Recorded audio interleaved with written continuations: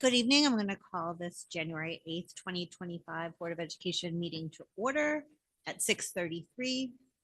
Please join us for the Pledge of Allegiance.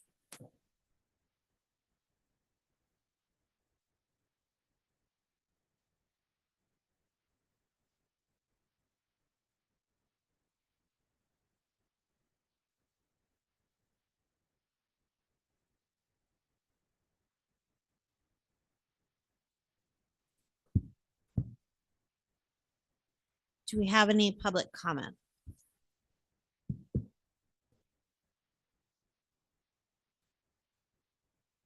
I see none in the room and I see none online. Okay, so we will move on to our first agenda item, which is Bernacca presenting on student activities.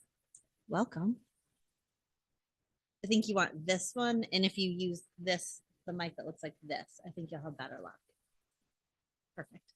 Okay, yes. Yes, please.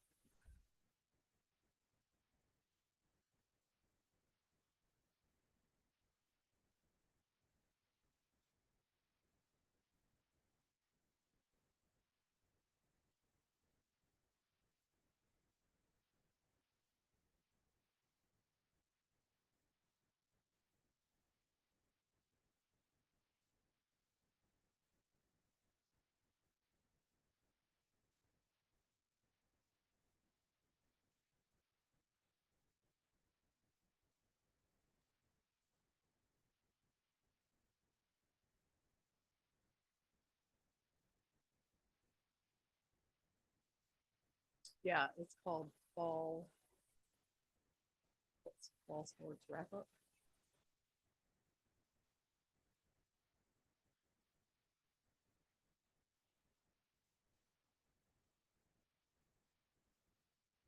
Yes. Meeting that.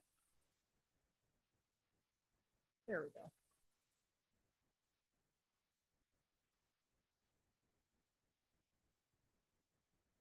No, it was a slides. A Google slide.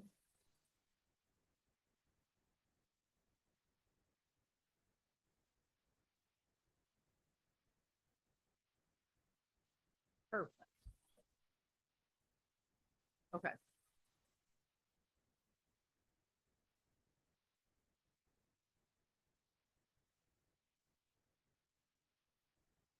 Okay, great. Well, thank you. I was supposed to come on December 11th and then I forget now what happened, but we got postponed until tonight. Snow? Something happened. Yes. So anyway, I'm here to do a fall sports recap.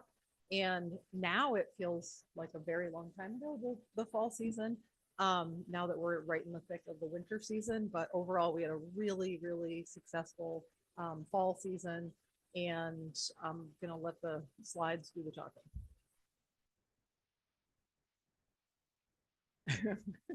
Hopefully.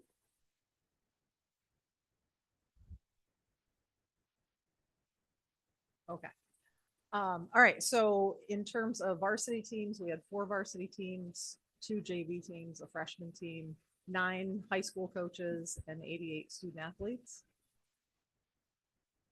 And then on the middle school side, 3 middle school teams, 3 coaches, and 61 athletes.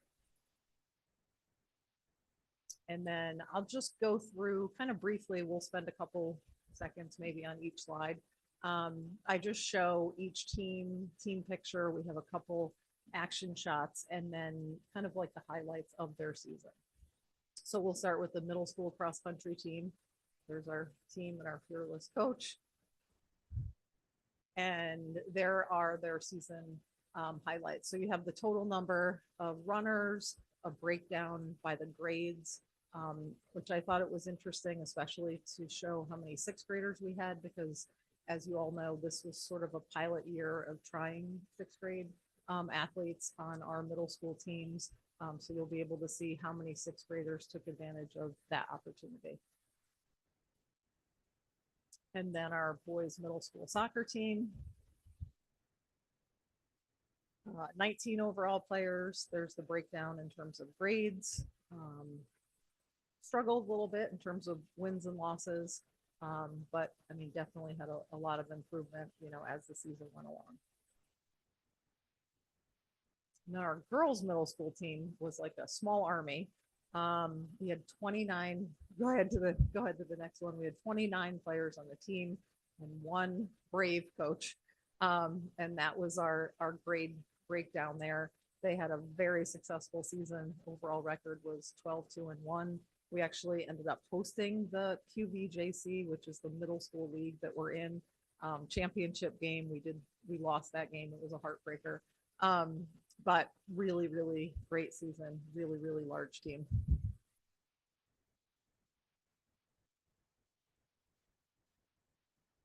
And then in terms of the fall co-op sports, the sports that our student athletes are able to participate in football and also girls swimming, because we work with Griswold for football and Fitch for girls swimming.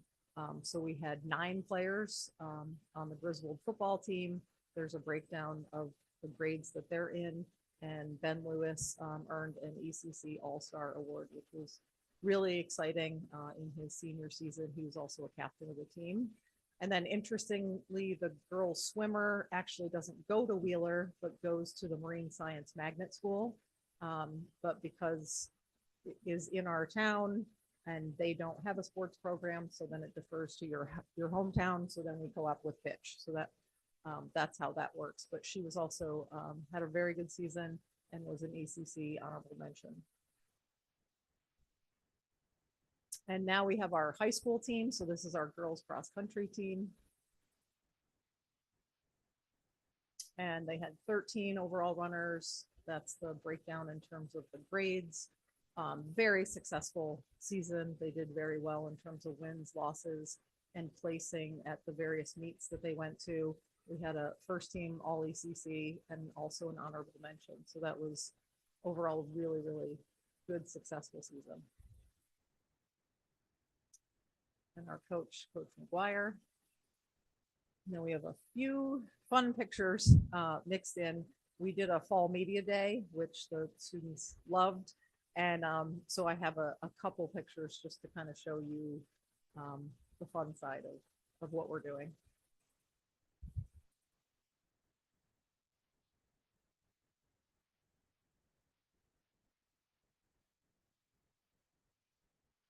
And then our boys cross country team.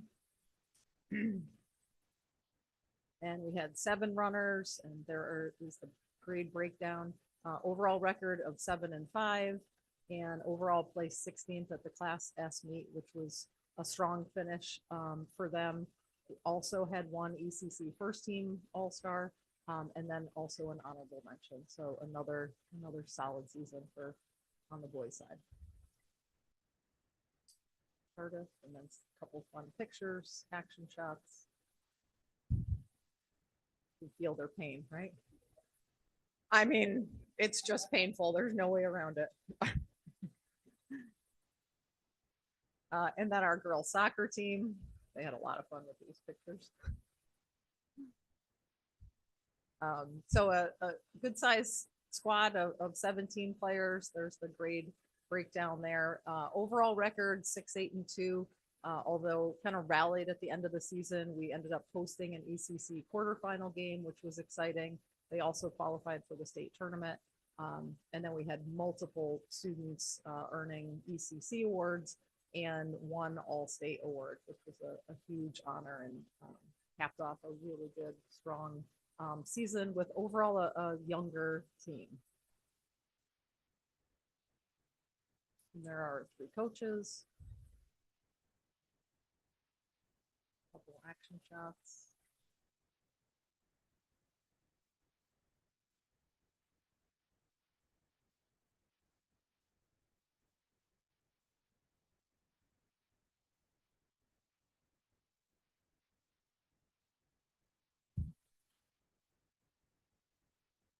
And then our boys soccer team.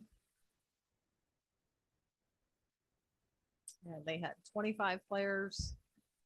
That's the grade breakdown right there. Overall ended up with a 9-9 record. They also hosted a ECC quarterfinal game on the same day as the girls. So that was a really exciting soccer day for us here at Wheeler. Also qualified for the state tournament. Had multiple student athletes earning the ECC award. And then our senior, Wyatt Hayes, made the Connecticut State Coaches Association Senior Bowl, which was a huge honor for him. Coaches.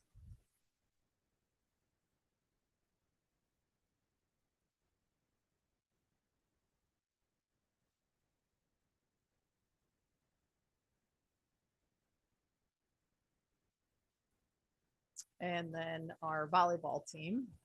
That's our therapy dog, Molly. She stopped by practice one day. Volleyball, again, a very large roster, 26 overall players on the team. There's the grade breakdown.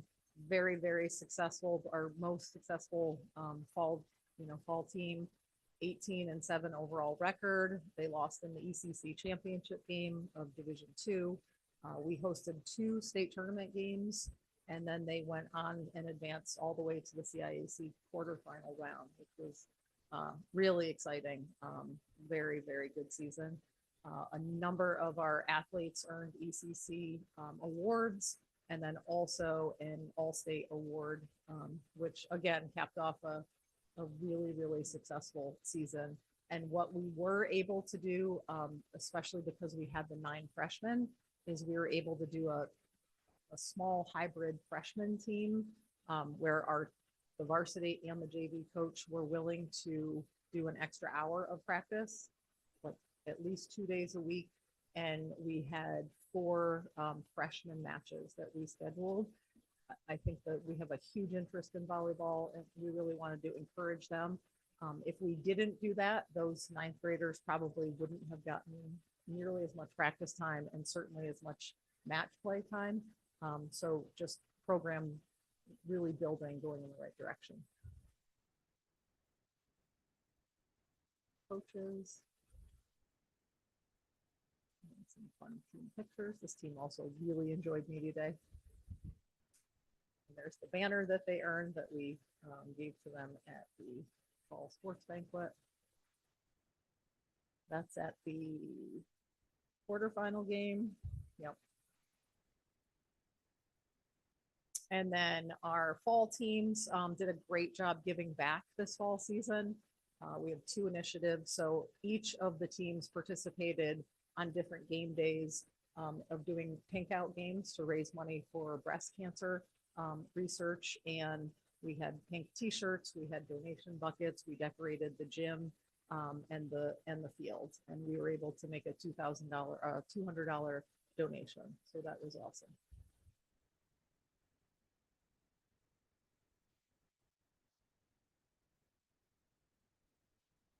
And then our teams also participated in Emily Knowles' MSA walk run on one of those September Saturdays. They also raised money and donated to her cause.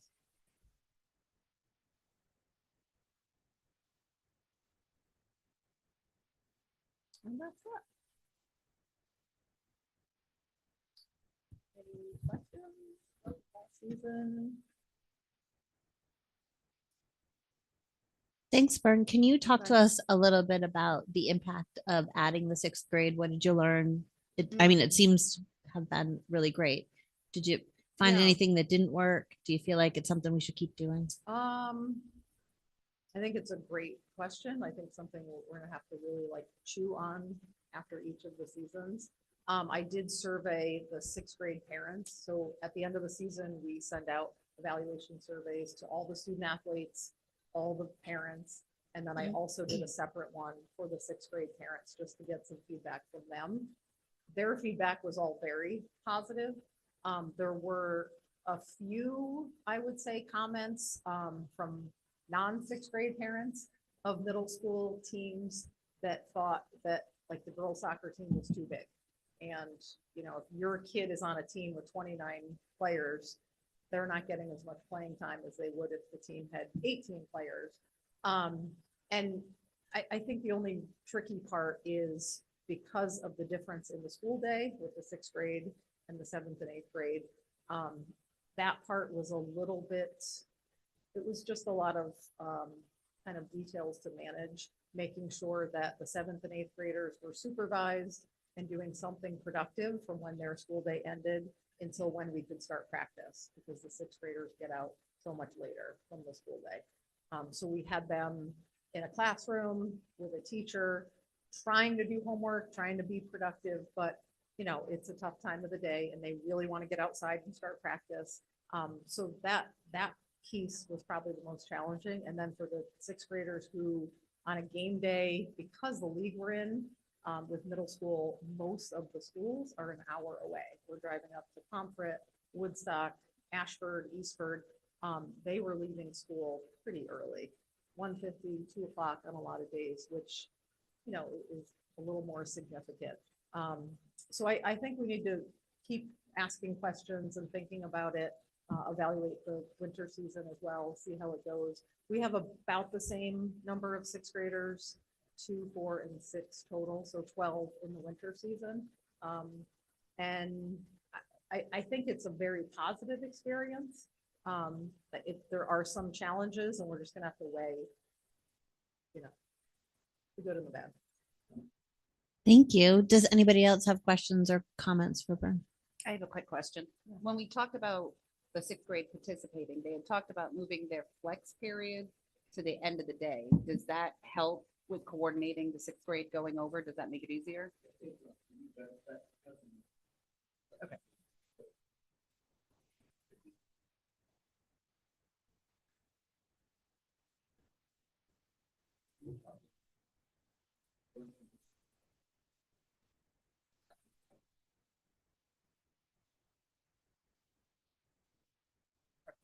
Yeah. All right. Well, Bern, thank you. And congratulations on finishing your first season. So we have 2 awards tonight for our 2 all-state student athletes. First, we have Zoe Brown, who is a junior and has this incredible accomplishment on the girls soccer team. Congratulations, Zoe. It's been so nice to watch you play.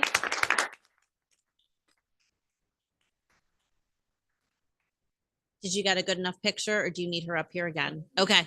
All right. And then next we have senior Abby Butchamovic, who is all state for the girls volleyball team. Abby had a spectacular season. And Abby, I can't believe I'm never going to watch you play another high school volleyball game. Congratulations. Nope. I know. It's tough being a senior parent. Congratulations to both of you girls. We're so proud of you.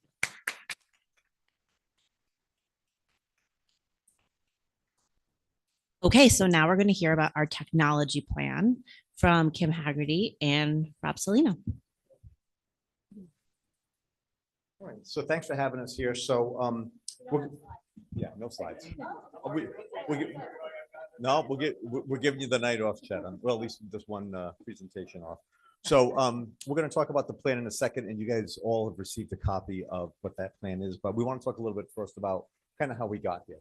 So just starting off with just some changes and milestones. Of course, the big one was our technology director leaving. So losing Greg Pont, it's hard when somebody who's been in charge for that many years is gone, but we also think that for everything that we lost with that, we feel like we also kind of gained a little bit of opportunity too.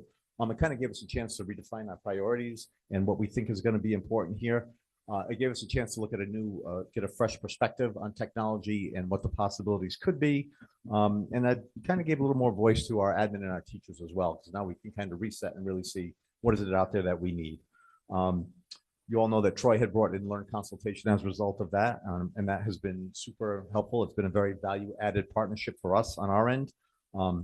They're giving us a lot of insight into best practices not only in the field of technology, but also what other districts are doing around us.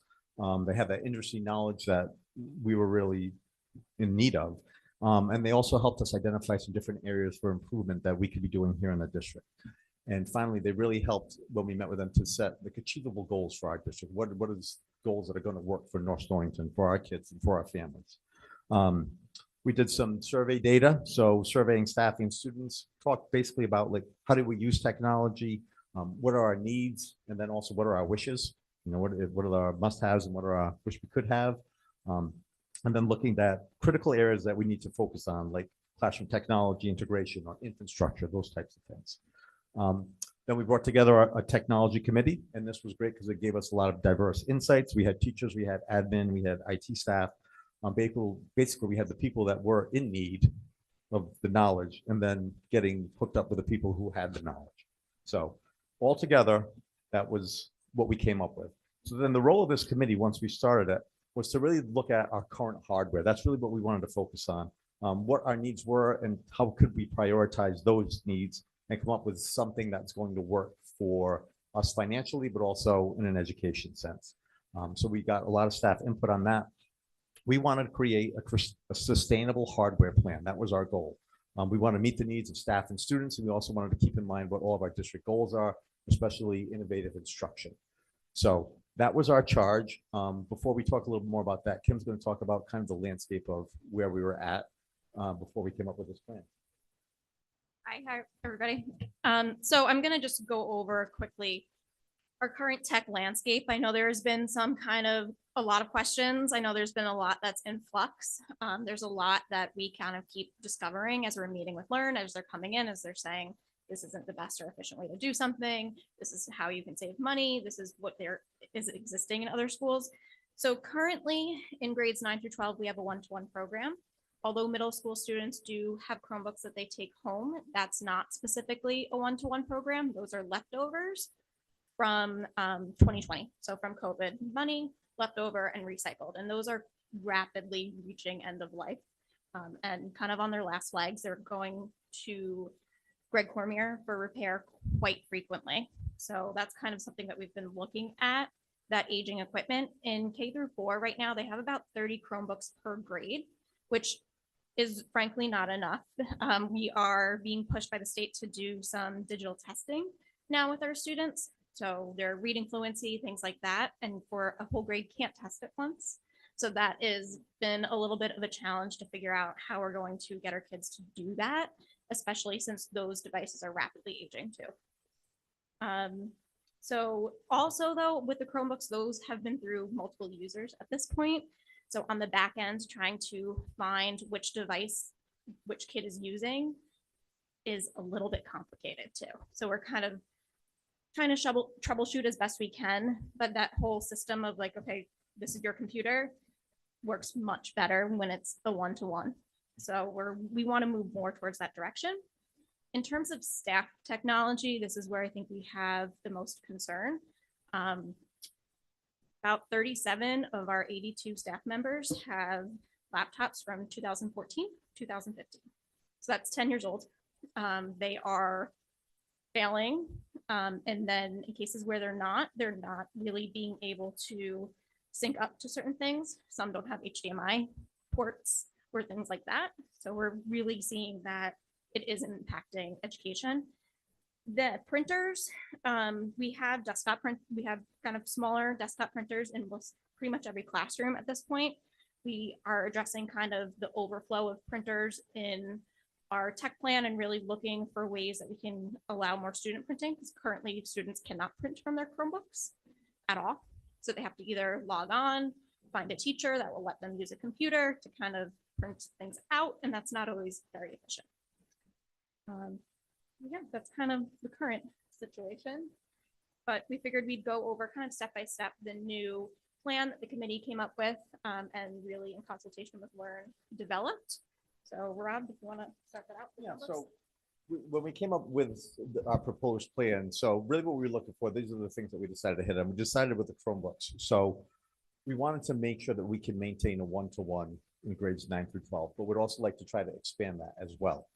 Because we are seeing, again, there's more need for, like she mentioned, like some state testing is done on the computer, but on some of our math programs on the computer, the more that we have access to the technology, though, the more that we're able to utilize it and put it in place. So we're looking to expand that one-to-one. As Kim had mentioned, we need to start replacing our aging Chromebooks, and we need to be allowing the reason why is like, we've received so many of these Chromebooks during the COVID funds, and now that, so every grade level has about 30 Chromebooks, so that's about 10 per class. So teachers have now implemented at our level, teachers have implemented those 10 per class, and they use them on a daily basis. So students might have different rotations and centers where they're using and accessing those computers. When those computers, those Chromebooks age out, we don't want to have to say that we don't have any more Chromebooks for the kids to use anymore. We have to kind of go back to something else. So we need to make sure that we have a consistent plan to replace those Chromebooks as well. Then we decided to look at laptops and docking stations. So if you want to talk about replacing that aging equipment as well as the ability to eliminate desktops completely. Then printers, we have both a short and long-term goals on those. And then finally, smart boards. So Kim has done a ton of legwork on this. She's met with Lauren numerous times. She's met with Greg Cormier.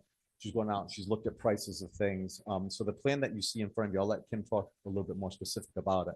But she has done a ton of legwork on this that has been super beneficial for not just the administrators, but also for the technology team, that she was able to get some time to do this legwork so that we could put this plan together, and hopefully a proposal that the board will support when it comes time for our budget. So if you want to talk a little bit about the specifics. Sure, yeah, and I just wanted to add, many schools are going to a one device per staff member system. So over time, that will save money because you're getting one laptop per staff instead of a laptop and a desktop and having to maintain those also. So we thought that was a really good direction to go in. But in terms of some of the details of the plan, sorry, I gave my copy to Chris. But we'd like to, again, extend the one-to-one program to grade 5, which a lot of other schools do. And then really, instead of having our own in-house people repair them, which is pretty costly because you have to replacement parts, all of that, and it takes a really long time. The companies now, they're under warranty, they're insured, you send them out, they get fixed, they come back. And in the meantime, the student gets a loaner. So that we thought would be really good in light of the fact that we're restructuring our IT department. How can we kind of outsource some things and really get experts to fix the tools? And if they can't fix it, they give you a new one. So it's not kind of a struggle to do that. And then in looking at other schools, most do charge kind of a nominal fee per year to families for that insurance.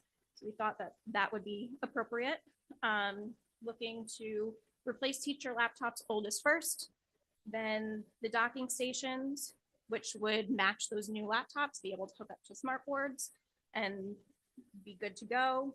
Printers, again, reducing the size, long-term, creating satellite printing stations where students even have a PIN number, they can go to a printer, print something, and it's good to go. Interactive boards, we have a lot of Epson projectors that are not interactive that are starting to go, and we're going to have to replace them anyway. And the shelf life of an interactive board is 7 to 10 years.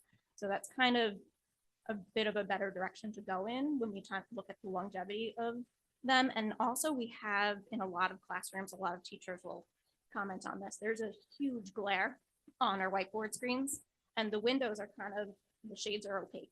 So if you're showing any type of video or anything, you can't see unless you have an interactive board, which is huge in the middle and high school, especially for most of the day on half the building.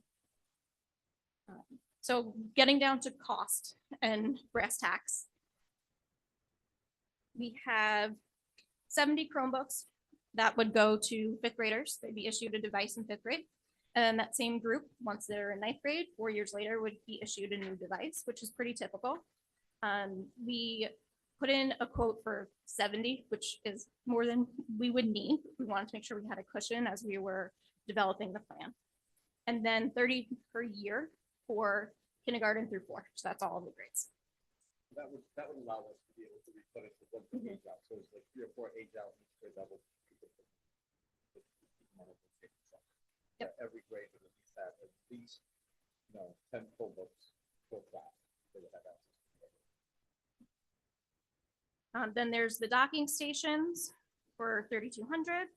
Teacher laptops they're expensive, but they again do last quite a while. Classroom printers, we were thinking when we do go to have to replace them, really looking at kind of geography. So which rooms are close together where people wouldn't have to go across the school for copies, maybe locations like offices or special education classrooms where things are a little bit more confidential would have their own, and those would kind of just be evaluated on a case-by-case basis. Interactive boards, 10 per year, roughly, and then probably 4 at the middle high school, 4 at the elementary school to install, starting with kindergarten, because they do a lot of fine motor skills using the pens and things like that. And then we did budget a little bit for the reinforcement of the walls at the elementary school because they're not strong enough to support the weight of the board. There's also a grant, the PEG-PETA grant, that is funded by the Public Utilities Regulatory Authority that we are eligible for in the process of applying for that grant. Schools last year received roughly $24,000 per school. But that's a big pot of money that then is divided up. So you kind of don't know exactly what you're going to get. And that's something that we can apply for every year. So, and then plus what we currently budget for repairs and replacements, we're looking at an additional cost of $64,000.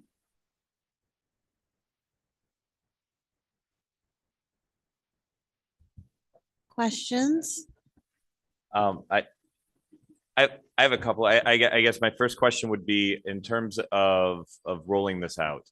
If we were to hand out Chromebooks to the 5th graders now, what's going to happen with our 6th, 7th, and 8th graders in terms of that process? So, so if we were to start that now, we would have to continue to use what we have in-house for those existing. So, we have currently, I'm trying to think. I have, we currently have at least 60 in 6th grade, 60 in 5th grade as well, Chromebooks. So, and those have been replaced kind of, as needed. So we have, not all of them are ready to age out at this point. So we still have a stock of some that are still going to be viable for a few years to come. I'd like to say first off, my child is in 5th grade and has made comment already to me that they got the new Chromebooks and the amount of time that they save in class by not having to log in and out consistently and have that whole process. And as a teacher myself, it seems silly, but when you take 5 minutes to get all of your kids logged in at the beginning of class and 5 minutes to make sure you give them time at the end of class to be able to log out, losing that time consistently class after class because they don't have their own Chromebook can be so difficult. And I know that at the process, the way that they're coming out, I love that. I love the fact that you're saving 10 minutes per class period per day for all of these students who might be using these Chromebooks consistently. Yeah. So sort of that, just so to be clear, so we had in our budget, we had money to purchase new Chromebooks for this year. So what we decided is based on what our hopes are going to be with this plan is that we're going to keep those in 5th grade for this year. And so if this plan goes forward, we kind of already got to go forward. We have, Chromebooks that could travel with these kids till 6th grade next year. Should this plan not go forward, we can redistribute as we need. But to your point, Chet, yeah, so it's great that they have one that they're kind of assigned to, that they just they know it's theirs to use every day. They can keep logged in as they go from class to class to class. It makes an impact on learning time, and I just think that it's important that we realize just how much impact that is. I mean, even if it's just 4 classes a day, you're talking about 40 minutes of time that they otherwise would have just wasted sitting there staring at a spinning little circle on a screen. And if you guys don't mind, this is Kristen. I just want to chime in. Chet, you're absolutely right. When we first added them in middle school, the plan was they were going to put a Mac at the end of the day. But what we quickly learned is the cumbersome task of getting kids back from their last period out of class to put their Chromebooks away. Sending them home and assigning them to kids at the middle level has been great. But like Kim and Rob said, they are ancient, and we are spending a large part of our day troubleshooting Chromebooks that are starting to fizzle and die. And Greg Cormier, they've been amazing, but you are right. It has really cut back on the instructional loss when kids already just have that device. But my other comments would just be, I do feel like looking at that teacher laptop number is crazy. It just seems like I guess I would just want to make sure that we're looking at the different options that we have for those teacher laptops to make certain that we're getting only what we certainly need and not extras that aren't necessary, just because it looks like a really big number per laptop when you're looking at it. Yeah. And my other comment would just be the interactive boards, I think, are so incredibly important for teachers to have at this point. Even just the aspect of anything moving to Google Classroom and all of this, to be able to take notes during your class on the interactive whiteboard as opposed, and then be able to post it, to do all of these things that are just really important. I like where we would be going with this. My only concern would be money, which Right. seems to always be our concern, right?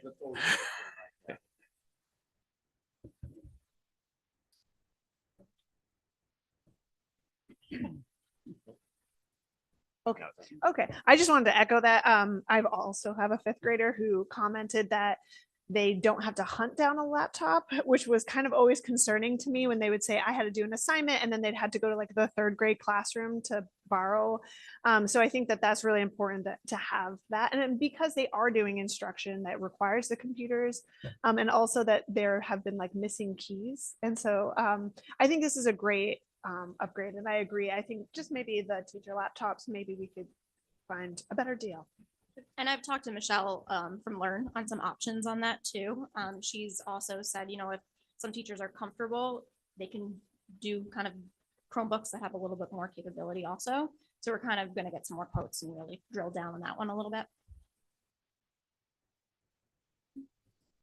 Just thank you for this. I think we've been asking for a vision and a plan of IT replacement hardware for a very long time.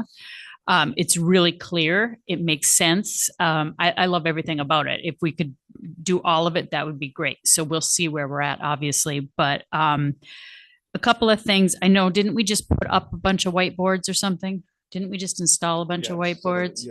The interactive boards. Yeah. So this is the same kind of thing. Yeah. these Okay. are the Same type. Will we have just some kind of plan for training for the teachers that get those? Because I think in the past that got missed a few times. And then also the plan for inventory, for tracking it, checking them out, getting them back in at the end of the school year so that we can refurbish, clean them Yes. out, do Yep. whatever we need So to do. already have kind of plans for how they would be issued to families and to kids and scanned in and out. Even our loaners have the ability for someone to sit there and scan a barcode and go in and out. So Okay, because we had been told in the past that was impossible as well. Also, my only other question would be, I think it's absolutely a good ask for parents, for families to pay for the insurance. I don't think that's off base. However, do we have some kind of criteria or plan in place for those families that can't afford to do the insurance? yes. So typically it's based on free and reduced lunch Okay. a lot of times, and Yeah. there's kind of a sliding scale. Okay, great, great. I just want to make sure everybody's able, especially if they have, you know, multiple children in the school Sure. system, to make sure they can afford it. Okay, thank you. I do actually have just a quick question. The classroom printers. Mhm. I thought we talked a while back that they were gonna do away with the classroom printer. I'm not saying I'm against classroom Right, yeah. printers. Please, nobody take it that way.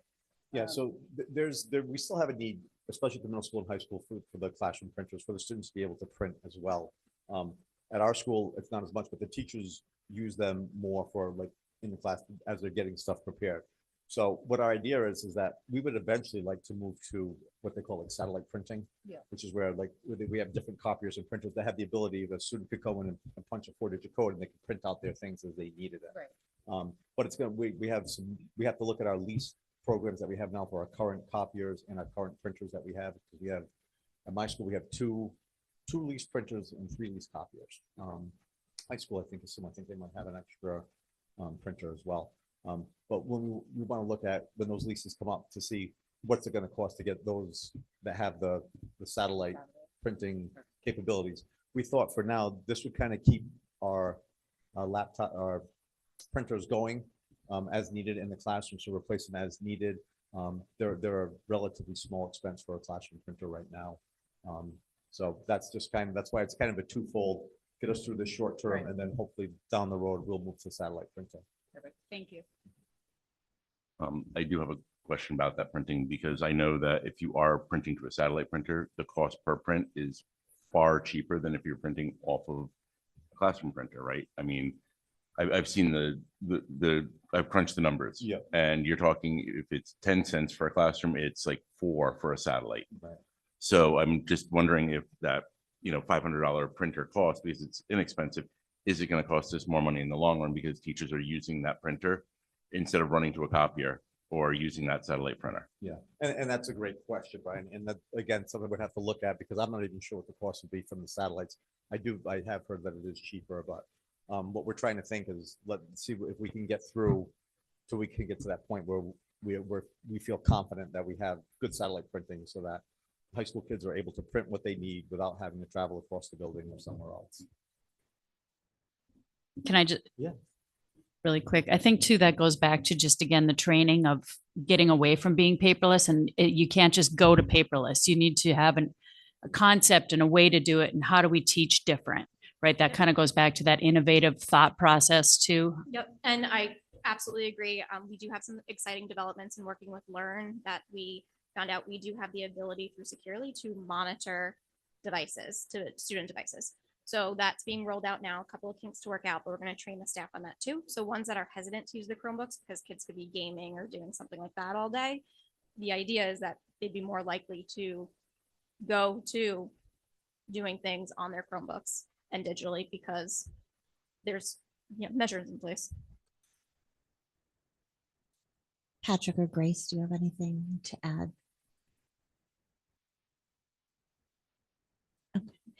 So this is great. I echo what Christine said. We've been asking and waiting for this for a long time. So this is really clear. It makes a ton of sense.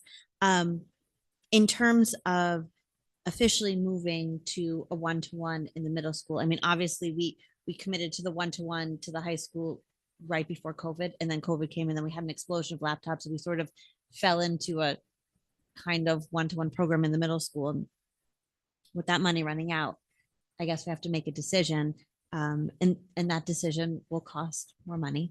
So I would just like to be able to justify to the taxpayer what are the real benefits, and part of that, I think I'd love to hear maybe at a later time the PD plan to really make sure that our teachers are optimizing all of the technology that we're giving them. So I don't think that it benefits anyone just to put a Chromebook in a sixth grader's hand if that sixth grade teacher doesn't want to use a Chromebook. And so if maybe sometime you could talk a little bit about things like the interactive whiteboards and the paperless part, how are we getting teachers to want to do this and to buy in? Yeah, and I think that's why even leveraging my position, even this year in planning and looking at Learn and sitting with them and being in touch with they have a instructional software person that we can touch base with as well. And then I can do kind of that in-house PD. So it's kind of another thing that I can be on the ground for teachers who already ask questions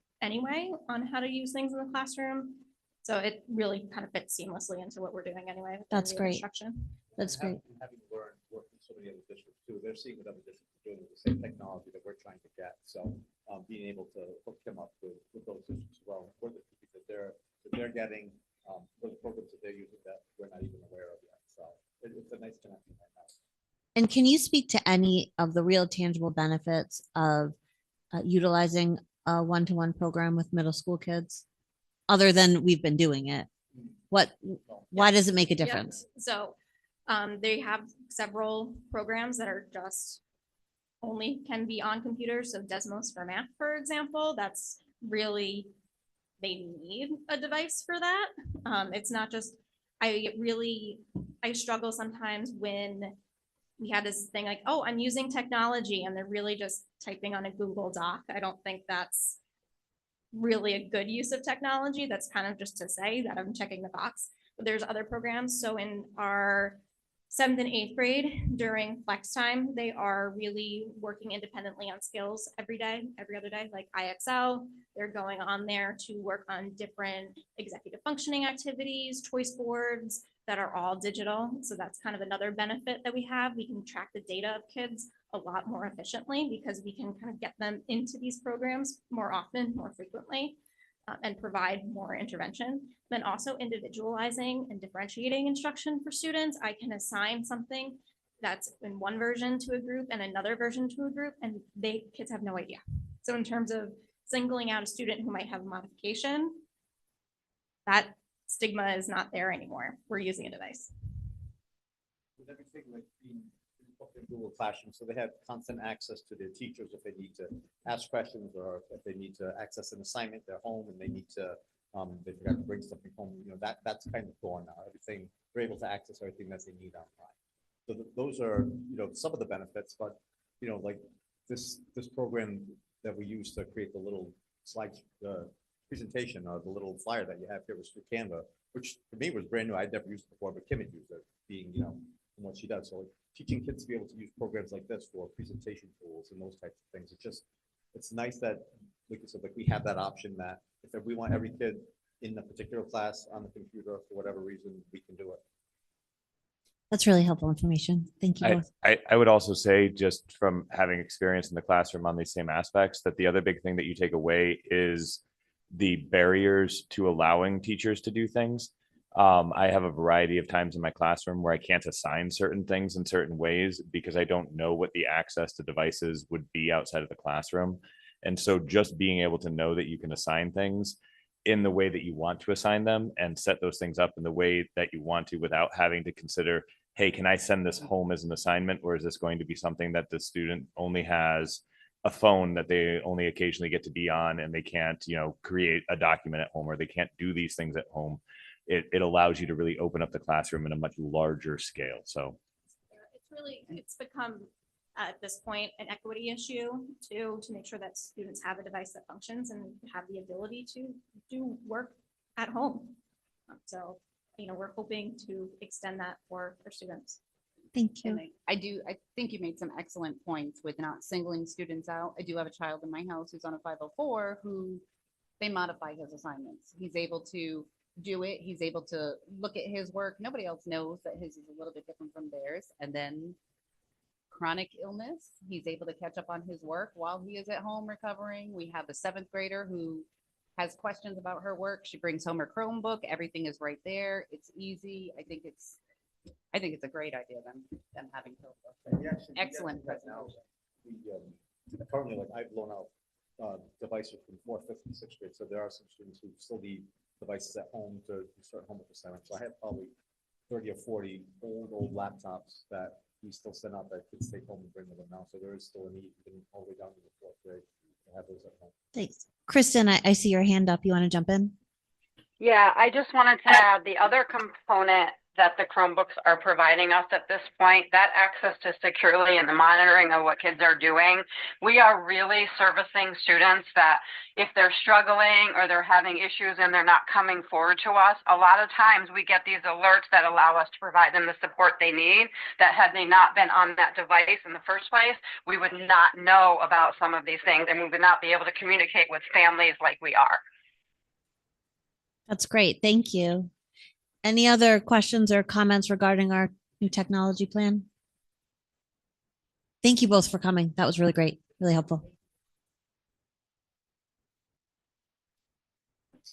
Okay, on to old business. I wonder if I could get a motion from someone who would be willing to change 5A from IRS update to financial update so we could have a broader conversation.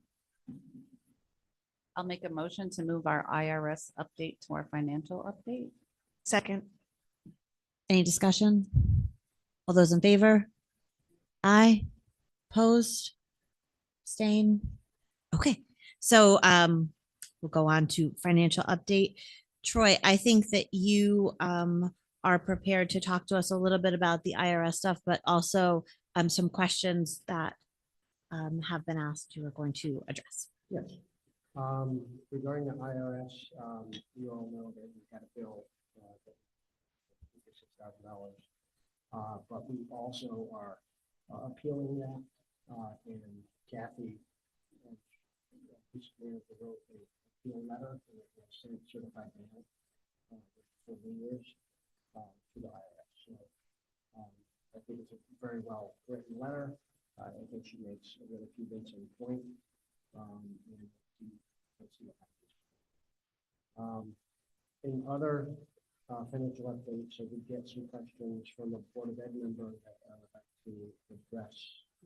Everybody related to budget, mostly related to the budget squeeze email that I sent out to staff and CC'd the board on. One of the questions concerned about the teachers being prepared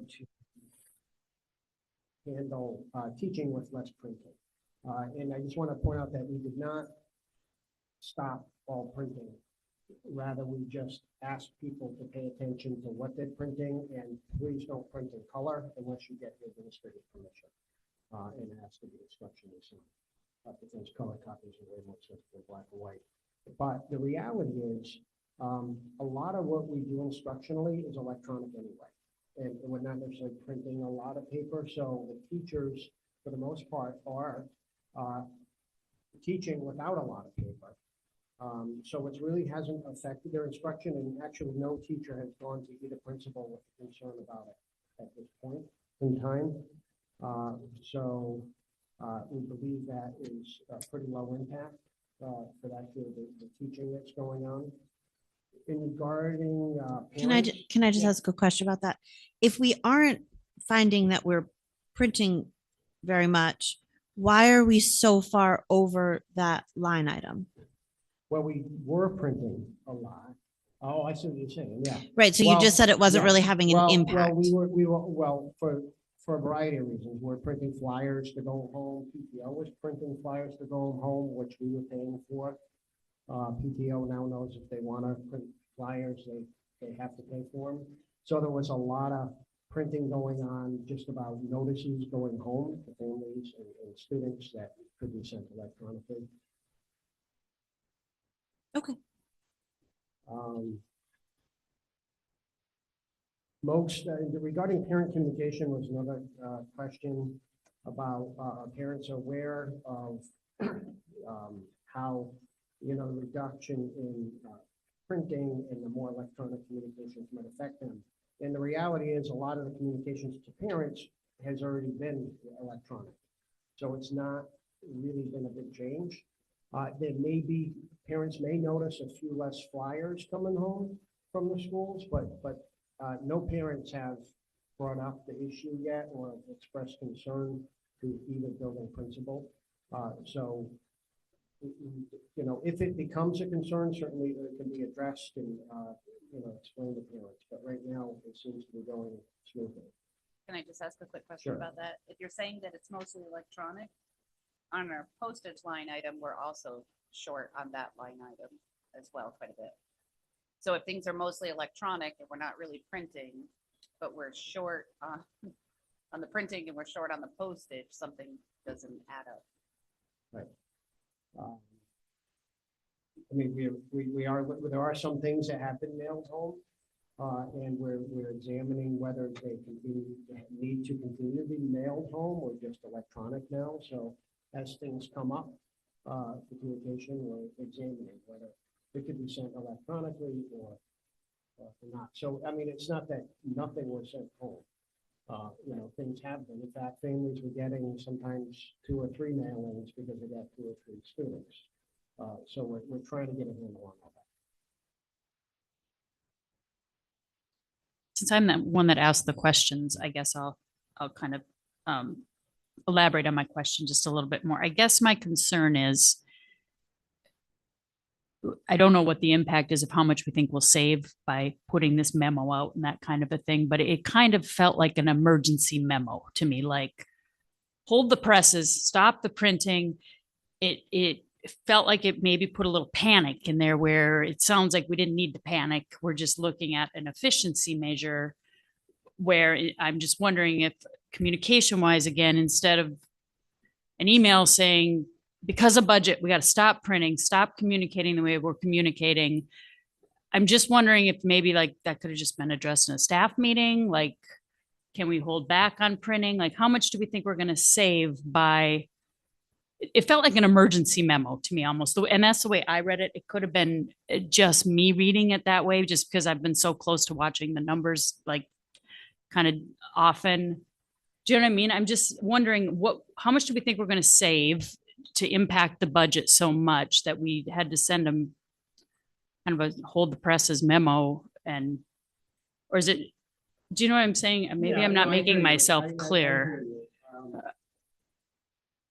I mean, is it? I mean, maybe we could have toned the email down. Maybe we could have talked. I could have gone to each faculty and just talked to them without sending an email. I mean, there could have been other ways to do it, so maybe it didn't bring up as much of. And maybe that's the easiest way to hysteria. communicate. It just felt kind of panicked to me a little bit for some reason. Yeah. Or is that just the way I read it? I mean, it could definitely just be the way I read it. So I don't know, but I do think that your answers to the questions feel maybe a little, like the tone does feel different, right? So like we're continuing to communicate electronically with parents and yeah, I'm having a hard time seeing what we're gaining from this. I'm certainly thrilled that we're looking at it. I think we probably should be looking at this all the time, right? Which creates the crown, grid, or denture while you're here. Right from Manchester. I don't know. I'm sorry. Here, but it's less time away from the things that matter to you. It's Kathy. Can I? I think she wants to talk.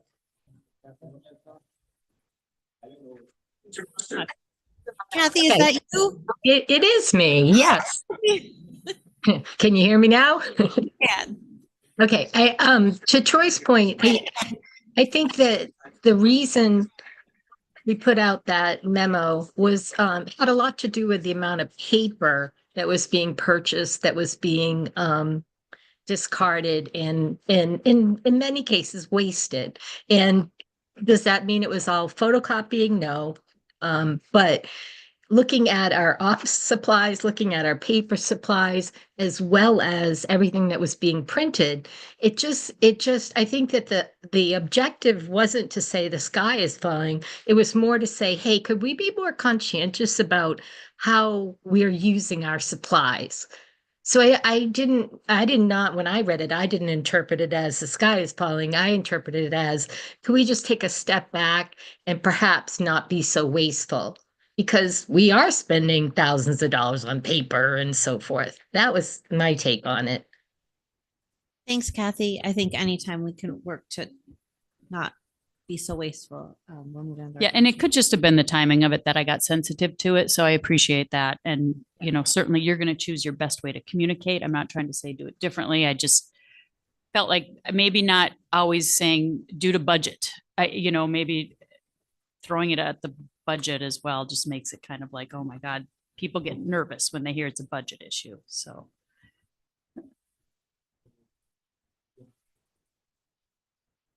So, the last question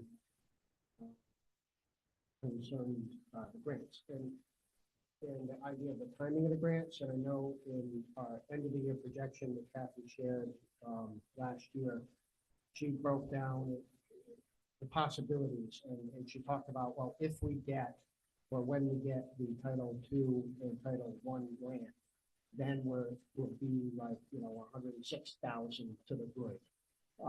But the reality is we know our allocations for those grants ahead of time, but we do have to still apply for them. And the process is that our application is reviewed and then it's accepted. And by the time it's accepted, it's like November or December for the year. So that's why we wrote like, all right, we didn't get this yet, but we're going to get it, but we know we're going to get it. Okay, so, and we did get it, by the way.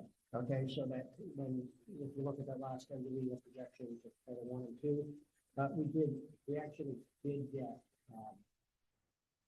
that money on that. So yeah, so we're at the scenario which is 106,000 to the good. However, that was before a couple big expenses, right? Which is the IRS payment and the switchers. If we were to get the special education tuition from the town, we're still in the good. At the end of the day, the projection would still be in the good. At the end of the day. If we don't, we're hoping that some of our cost saving strategies, together with a lot can happen between now and then, we're hoping that it will still shake out. So you're saying that those grant funds have been received to the district now? They have been, yes, well, they have been. Or they've been committed? Confirmed Okay. that, yes, they're committed to us. Okay. Yeah. So I think that maybe is helpful to know that because of that, and if we were to get the special tuition back, the end of the year projection would be in the black. Okay. Troy, anything else you want to talk about? Not on that topic. Okay. Anyone have other questions or concerns that they want to share in regards to the financial update? Actually, I'm going to go back to one thing regarding paper, because I know that at the beginning of every school year, there's a lot of paper that gets sent home in some way, shape, or form. Is there any way that you can turn those into electronic billable documents? Because I think that would also help, especially startup costs, and it would make it easier for families. I know as a family that's going to have 3 kids in district next year, you know, filling that paperwork out, especially when none of the information changes, Right. you can just keep it in a database. Yeah. And I think that would be a tremendous I think savings. we should certainly look into that, and there is a Power School module for registration. Yes, there is. It costs something. I don't remember the cost off the top of my head. I've used it in the past. Right. We use it. It's up there to set up, but it can be done, and I think we should look into it. Anyone else?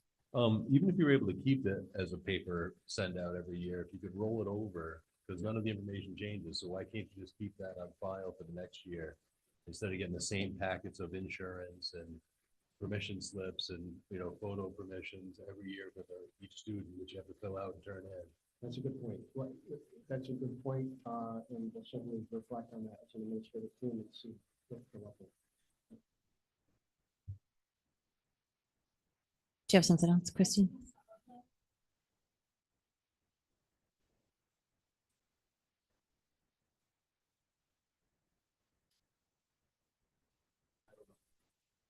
Can it be sent But can it be electronically? electronic? Could it be electronic though?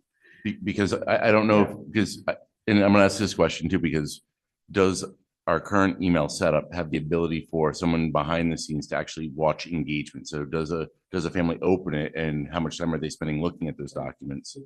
Because then you could monitor whether or not they're actually being received and viewed. Right, I mean, we could look at it. I mean, there's a lot you can do with Google Forms. And I Correct. just don't know. We'd have to look to see if that would like comply with, you know, realizing it's really the person signing and all that. I think it's something we have to look at. There's a lot of possibilities.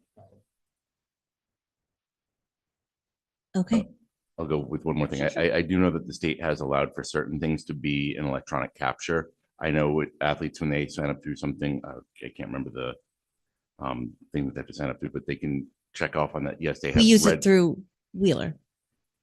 When you have to do the concussion protocols and all that, those things that are legally that you have to do in order to participate, mandated by the state, you can just do it via electronic communication mode. So I think we might be able to pull that off or work that in as well. We're fully electronic on our registration aspects and all those forms going out. So I don't hand out anything at the beginning of the year. Okay, well, thank you, Troy, and everyone else. I have So- one more question. yeah, Do go for you it. want me to wait until tri-board discussion, or if we're sticking on financials, do you want to have the financial? I piece? leave it completely up to you. Oh, all right. Well, I'll just jump in then. On the special ed piece, you know, that was a big topic at the tri-board the other night. I think I really would like us to get away from thinking about Preston and Voluntown is not our kids. They're our kids. They're Wheeler kids. I feel like we're constantly separating them. If I were a parent sending my child here, I don't know how I'd feel about that. And I do think, I can't remember who said it, but they're absolutely right. We budget for special ed, so we should be budgeting for all of our special ed kids at Wheeler. And if we're budgeting, you know, just thinking about this after that night, and I was on board with you initially about getting our special ed money back in district. I think if we know going in what we know, going with what we know, and budgeting for what we know for special ed for all of our Wheeler children, regardless of where their address is, then that should be part of our budget. And then when they're looking at the general fund and looking at the mill rate, they reflect how much money do we have in pocket, and then how much goes out and how much do we give to a budget. If we get into a situation where a Wheeler child, regardless of where they come from, needs more needs moving forward than we budgeted, just like in any year, whether it's Preston, Voluntown, or Wheeler or North Stonington, I would think that's when we would go back with a bill from Bloom or a special ed kid might get an hour here, an hour there, whatever they need. I'm not versed in special ed, but if it's somebody who has really more extreme needs that we actually are billing out for, or find that, you know what, we have a larger need where we have to add a special ed teacher. Now, I think that is when we can go to the town and say, we've taken in this much in special ed tuition. However, we found our needs are a little bit bigger. And we would have money to, or receipts to back that up as to what those needs were, where we budgeted. I think April probably does the budgeting on special ed. I'm not really sure. But I feel like we're going down a rabbit hole a little bit of saying we need money back for Preston and Voluntown kids, and we can absorb it inside with our kids. They're Wheeler kids. They're all Wheeler kids. And it's wonderful to have them here. I hope they continue to make us a school of choice because we're the best place to be. And so I'm wondering if we can just, when we start thinking about that and representing that to the Board of Finance, and when we talk about our budget, that's kind of how I would like to see us go forward. I thought it was eye-opening to hear it presented that way. I'd really never thought about it before. We budgeted and budgeted for that, and we received that money already. So that was a moment for me during the tri-board meeting that I was like, oh, so I think, Christine, I'm with you in the way that you're thinking. I think that was really well said.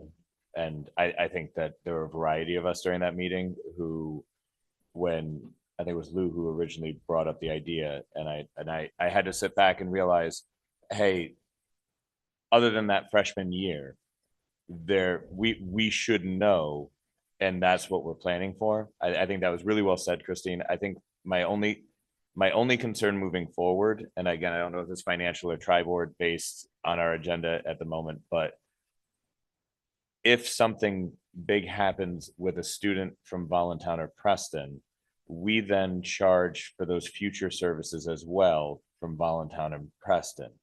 And those are the spaces where, so like if we needed to suddenly outplace, not even outplace would go back to the town. But if we needed to increase the services being provided, if we had to move a student out of the regular high school into the alternative program, then or hire a para, then we directly bill the town who's sending. And that money is the money that, to me, needs to find its way to us, not the original budgetary planning, because that's the stuff we didn't know about, but is now being billed to that town. So if we say, hey, in order to service the student, we need to hire a para, it costs us $26,000 a year to hire a new para to do that. That gets directly billed to Preston, but at the moment that money would go to the town's, grand list as opposed to coming back into us. Right. And so I think that, and I think that then again, and I think I said this in the tri-board, I think that original freshman year is where it gets tricky. So if we can separate out those kids that first year and say, this is the stuff coming in for our freshmen. This is the difference that we've picked up between when we budgeted in November, December, and when we accepted students in February and March. That's the piece we need to make sure we figure out some way to get. But I do agree. It was a moment for me where I kind of just went, wow, I was going into that going, no, this is money that we have earned as a school district. Our staff are the ones who are putting in the time and the effort and all of this extra stuff to get these kids here and to do these things. And then it turned me a bit in that meeting. But yes, so. Anyone else? I do agree with you, Christine. I feel like we did budget for it. And if we do try to get that money back, I feel like we're double dipping. I feel like we're getting paid twice for the same service that we should be providing for the students anyway. But I think you made an excellent point, and thank you. I think the only thing that we have to look at is, because there was such an increase in special education funding between last year and this year, what was the cost of that? And was that actually budgeted for? Or is that because of, as Chet said, that kid coming in as a ninth grader or a transfer student coming in? I think we have to go back and look at those numbers, because where did those extra kids come from? Because it's not realistic to push back, you have to apply and be accepted by November, by Thanksgiving. We're not early action here in North Stonington. So I think we need to be pragmatic and be able to be flexible, at least for those kids that are transferring in. Because we will get those kids that are freshmen, but as you know, there'll be kids that will transfer out of schools that are potentially, going to be ours, but from Preston and Voluntown, who might have had another high school experience first and then decided this might be a better placement. And that might be 10th grade, that might be 11th grade. And that's when we're going to have to make those adjustments as well. Well, and let me just specify, if we push up our application, all it's going to mean is that we have poor budget planning, because those students make their decisions in March, whether our application is due in November or due in February. So it, true. It makes no difference. However, I would like looking at the number this year and knowing that we had 2 new students into our alternative ed program, I would be curious what the exact number on that alternative ed aspect of the charge to those towns would be, because I think that would be something that we need to look at in terms of that process. Okay. And I think we'll talk maybe a little bit more about that under new business as well. It's okay. It's 37, not 37,000. Alternative ed tuition. Yeah.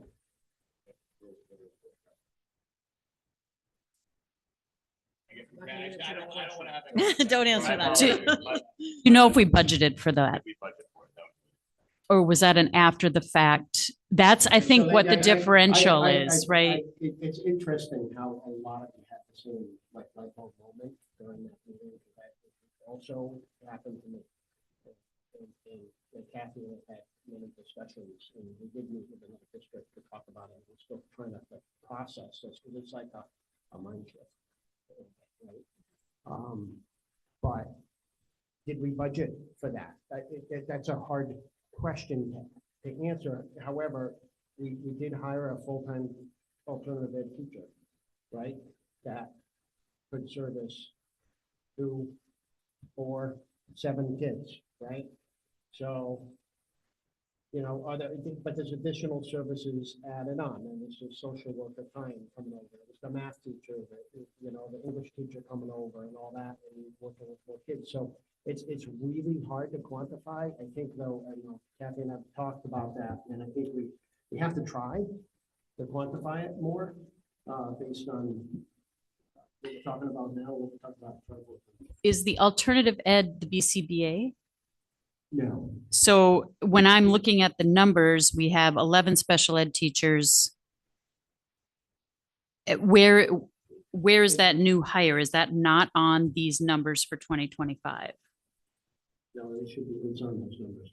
So we did budget for that then? Yes. Yeah, Okay. Yeah, yeah. And the BCBA right now is not involved in that program, but could be in the future. It really depends on student needs and the student needs change. So. Okay. But I guess where I'm just trying to get a handle on it, back to Brian's point, is when we put our special ed budget together, there should be very specifics, not that we need the specifics. We don't actually shouldn't have the specifics, but the special ed department knows the specifics of what they're budgeting, who they're budgeting for.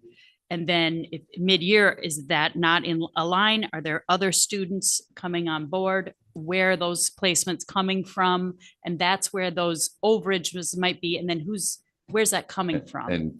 And could you set up a system where, maybe say as of October 1st, if you have X number of special ed students, this is going, or in these programs, this is going to be your cost, and then revisit, go back around February 1, because that way, if a kid transfers out, they didn't pay the full fee for that special education student for the year. But if other kids come in before that February 1 date, you can collect additional fees. Because I do know some districts that do that as well, where they split the special education tuition on their students to ensure that, if something has to change mid-year, they can also change the per student cost.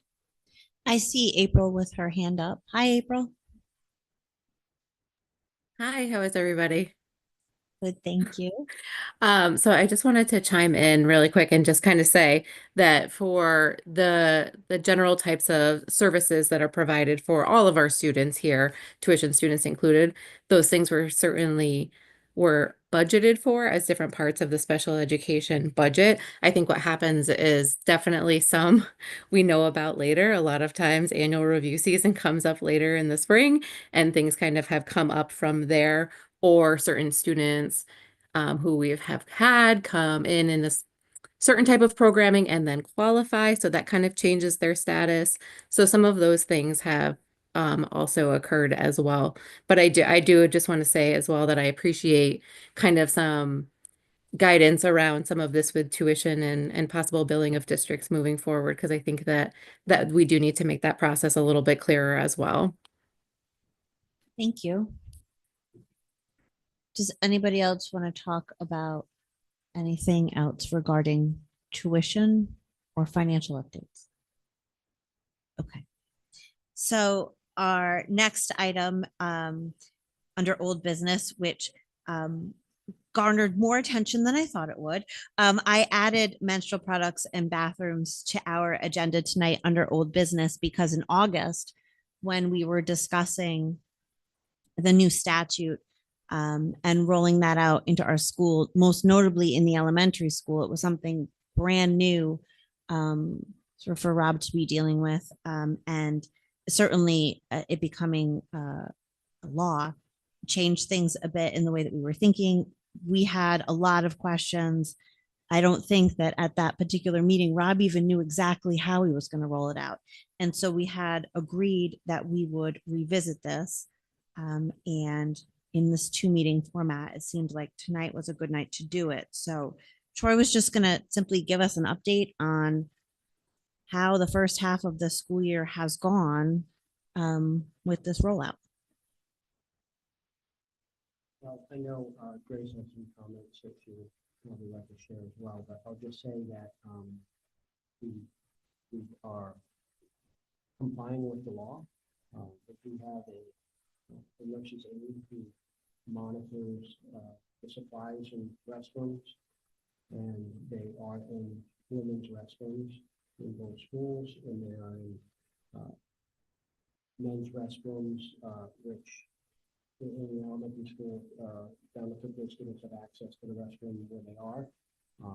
I would point out though that in the elementary school, and I don't know if Grace, we can talk about elementary school, you know. Okay, when I mention elementary school, and maybe we can take over. In the elementary school, I'm told that they're really not being used by anybody in the school. Go into the bathroom, and very few students even go to the nurse looking for those products. But there doesn't seem to be a problem, any problems with them being in the girls' restrooms in the elementary school. However, in the boys' restroom, when they're put in there, and there are very few put in there at a time, they do disappear quite rapidly. And then, you know, then they have to be checked, and, you know, another one or two be put there, but there's little baskets that also disappear at some times. So it's kind of mixed results. So we are complying in doing it. It doesn't seem like it's having a big impact on the elementary school in terms of meeting student needs, because the kids don't either bathroom, they don't seem to be taking them to actually use them. That's where we're at right now with elementary. I'm sorry. Can you switch to Christine's mic? Apparently your mic isn't picking up online. Grace, do you want to, I'm just going to, I think probably everybody has something to say, but I know that Grace was going to comment on this tonight. So do you want to share some of your thoughts? I mean, as far as like high school, at least what I've seen, like the girls ones, we go through them very appropriately, and like they're only used to the extent that they should be used at. And I mean, they're refilled regularly. Like there's girls that go seeking them out from the nurse. Like it makes it much more comfortable just knowing that they're already in there. And I think especially like for the middle schoolers, where like it's a little bit more of an uncomfortable topic, just knowing that like you have that option if it's not something you're like willing to talk about or comfortable with already. So I know that being a girl and being around all females in the bathroom, like I've had nothing but good feedback about them being in there and like appreciating them. And it's just like amazing that we have them as an option. As far as the boys, I mean, I know about it and I've heard about it from people, but like they're just being completely like abused and wasted. Like I mean, I thought it would kind of fizzle out after the first week of school where like they were flushed, the toilets are clogged now, and there's it's just like a mess in there, and it's so wasteful. Like it's not doing anything in there that's help gaining anything for anyone, but it's just continued apparently, and like it's like they refill it and then it's the same mess all over again, and like the basket's missing. Miss Saint Germain has tried writing notes in there being like, let's get this under control, like we're all old enough, this shouldn't be happening, and then it just continues happening over and over and over again. And I mean, like I think even I know that they were like refilling them at the same time, and then when the boys restroom one would run out, like if they weren't seeking them out, it was just ran out until they got refilled. But it just seems to be, as far as I'm hearing and seeing whatever, that like the girls are really appreciating it and the boys just are taking advantage of it and using it more as like a joke between them. But I don't know if it's something like, I don't know if they're in the all gender restrooms, but I don't know if they are. I didn't know if that was an option where you could just, instead of putting, like if the boys aren't using them appropriately, like if you could just put them in the all gender restroom. Yeah, the law says you have to put them in a men's restroom, and students down to grade 3 need to have access to that restroom. Yeah, I mean, Boys yeah. do. I mean, I think that in some cases it's been amazing, and like it's just like the girls aren't going, like the students aren't going to Miss Kessler anymore seeking out things when you need it. And if you're not comfortable with that, like it's made it much more convenient and easy being there and just having it available. But I also think in some cases it's just like so insanely wasteful. It's just making a mess where it's like this boy's bathroom is shut down again because the toilets are clogged or it's a mess in there and there's water. Like, I mean, I don't know. I think there's definitely some positives, but I know that we have a couple of administrators online. Do any of you want to jump in and make comment? Hi, Steph. I can. Go ahead, Rob. You go first. Hi, Rob. Yeah, thanks. Hi. Yeah. So, like as Troy said, so I still have the health aide is going through and replenishing as needed. She checks the boys' room periodically. It might be every couple of weeks. And we're putting very few products in there, 1 or 2. That's it. And they're usually disappearing pretty quickly. We've told students when we first rolled this out that if we're in need and there isn't one in the bathroom, please see the nurse and let her know so that they can be replenished. So nobody has come down and told the nurse that. When I asked Miss Alley, she said even most of the ones in the girls' room aren't being used much, so they're not replenishing much in there at all. And they are, of course, available in the nurse's office, but she just says not a lot of students come down to use them there either. So it hasn't really, other than when we first rolled it out, it really hasn't had much of an impact at all, discussion or anything else. And at the middle high school, Grace is correct. The novelty has kind of worn off, but she is right. We have to literally shut the bathroom down because they are flushing them. They are getting rid of the dispensers that we're putting in there. We're having to replace them. It is a problem when they're replenished. It happens every single time. She's not wrong. Every single time they're gone, they're flushed, they're in the garbage. We're picking them out of the garbage. They're on the ceiling. I mean, this is just the reality of what's happening in our boys' bathroom. But she's right. The girls are very appreciative. And for us, this came before the state mandate. This came from a group of girls who came and said, you know, we would really appreciate this. It is embarrassing. We don't want to go to the nurse. So yes, they can go to the nurse, but they would prefer to just be able to go into any bathroom. And I think it has been working. And the novelty does wear off. Boys forget about it, they stop, it goes away, but we're still struggling with it in the boys' room. And that's just, I think, the way it is going to be. I am going to add, I don't know if all schools are following this mandate. I am proud that we have made every attempt to do so, but I am not sure that is happening collectively in other districts either. I talked to Miss St. Germain about this today, actually, but like I've been to a few different schools now, like between football games, my SAT, whatever, going to visit my friends.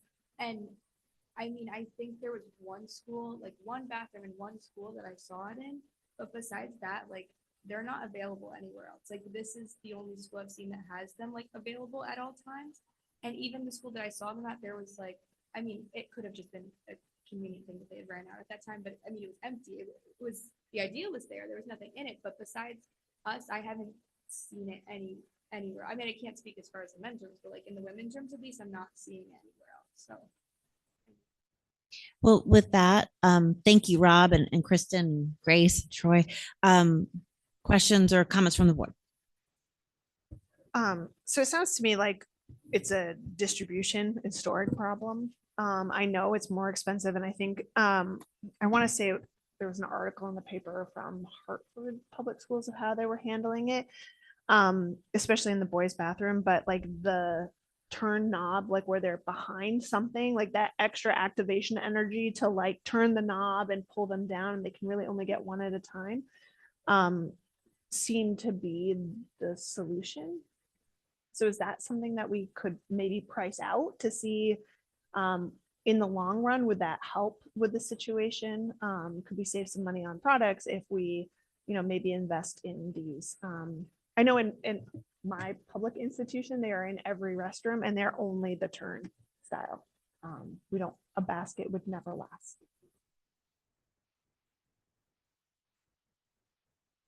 Yeah, I know a lot of schools spent a good deal of money, and some companies made a huge profits, I think, on this law in selling the dispensers to schools for the restrooms and installing them. Certainly, I know we had looked into that as an option at the time, but we felt like it was really expensive to do that. I can't remember the figures, but we can re-examine it. We can certainly re-examine that and see what it costs and see how many dispensers we think we would need. Other comments, questions about the process, the rollout, anything like that?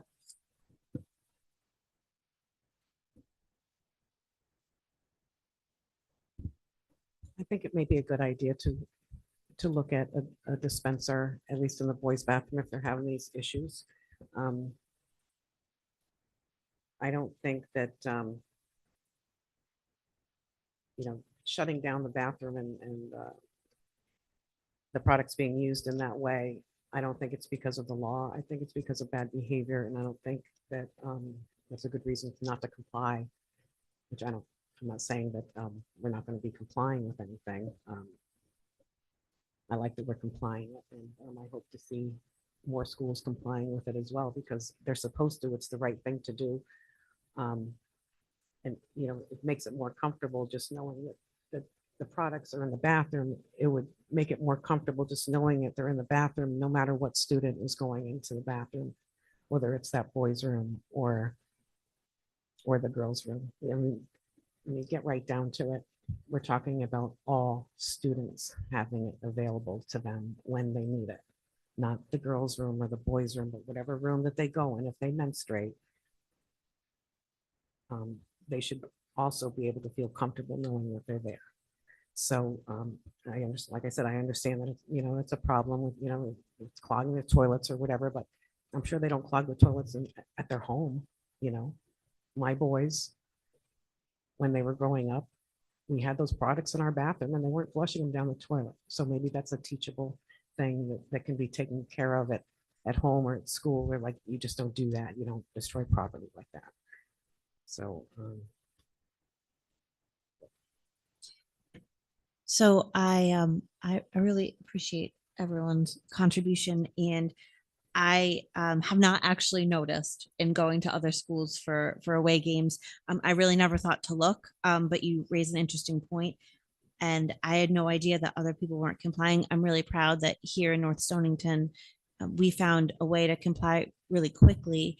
But I think additionally, in hearing from Kristen about when we started doing this and why, makes me even more proud of our district and our administrators' sense of what's happening in our school and being willing to meet that need with or without a state law in place.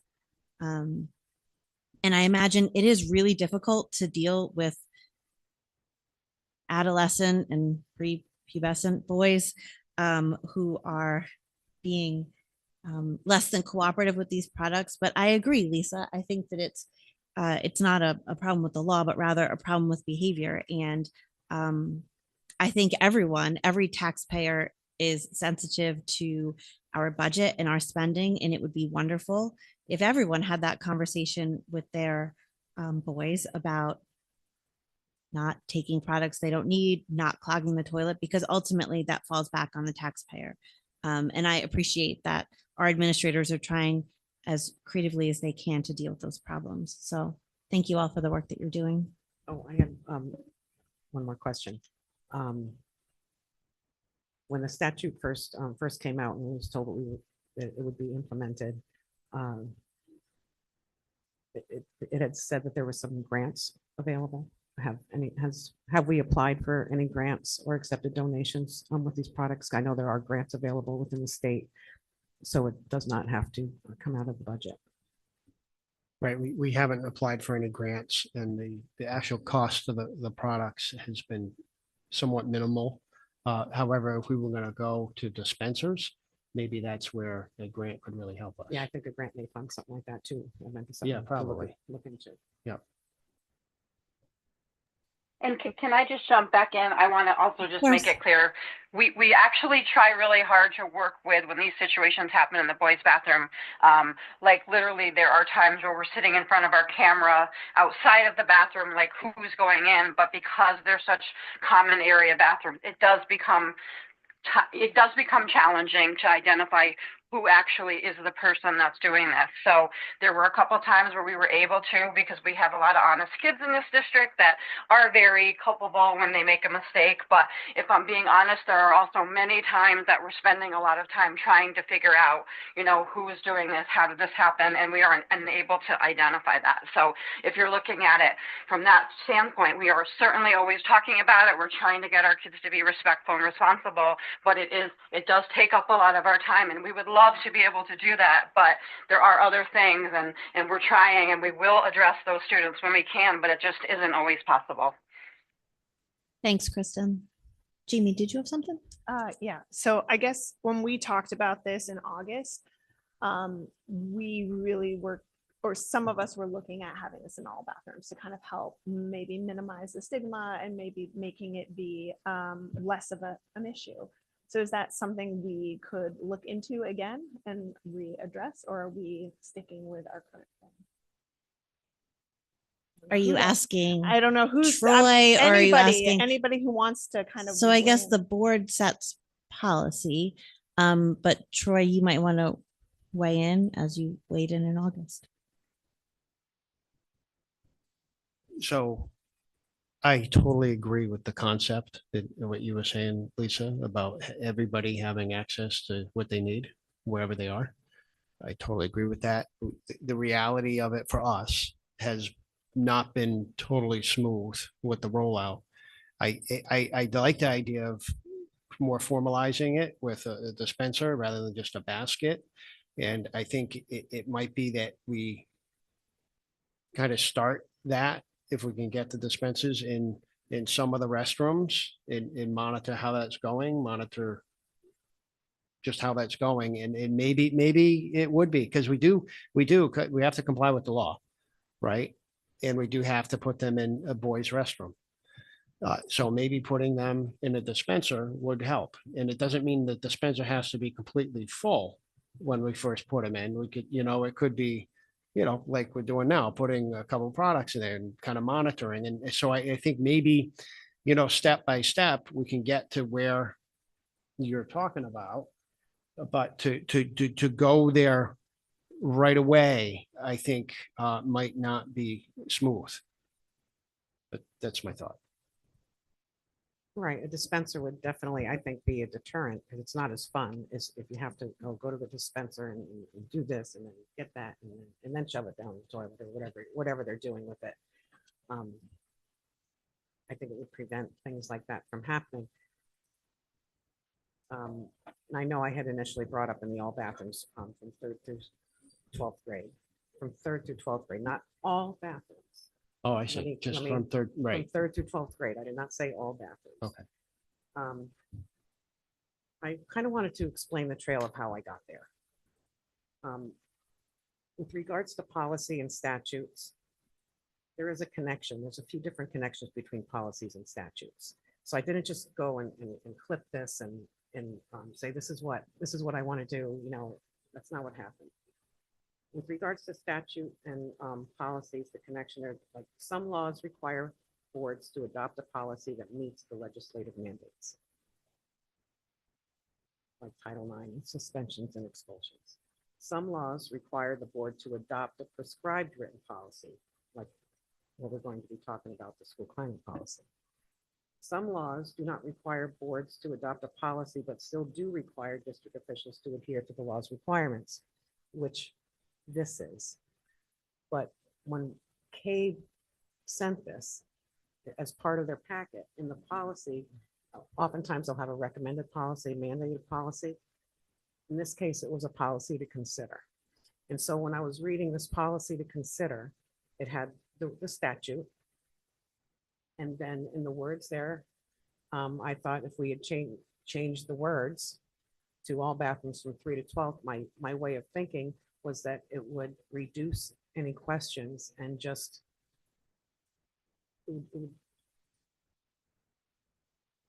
reduce the questions, or have there really not be a question. It's just, this is just the way it is, not, oh, you got to go to that bathroom, or you got to go to that bathroom. It just seemed like it would be easier and less stigmatized to do it that way.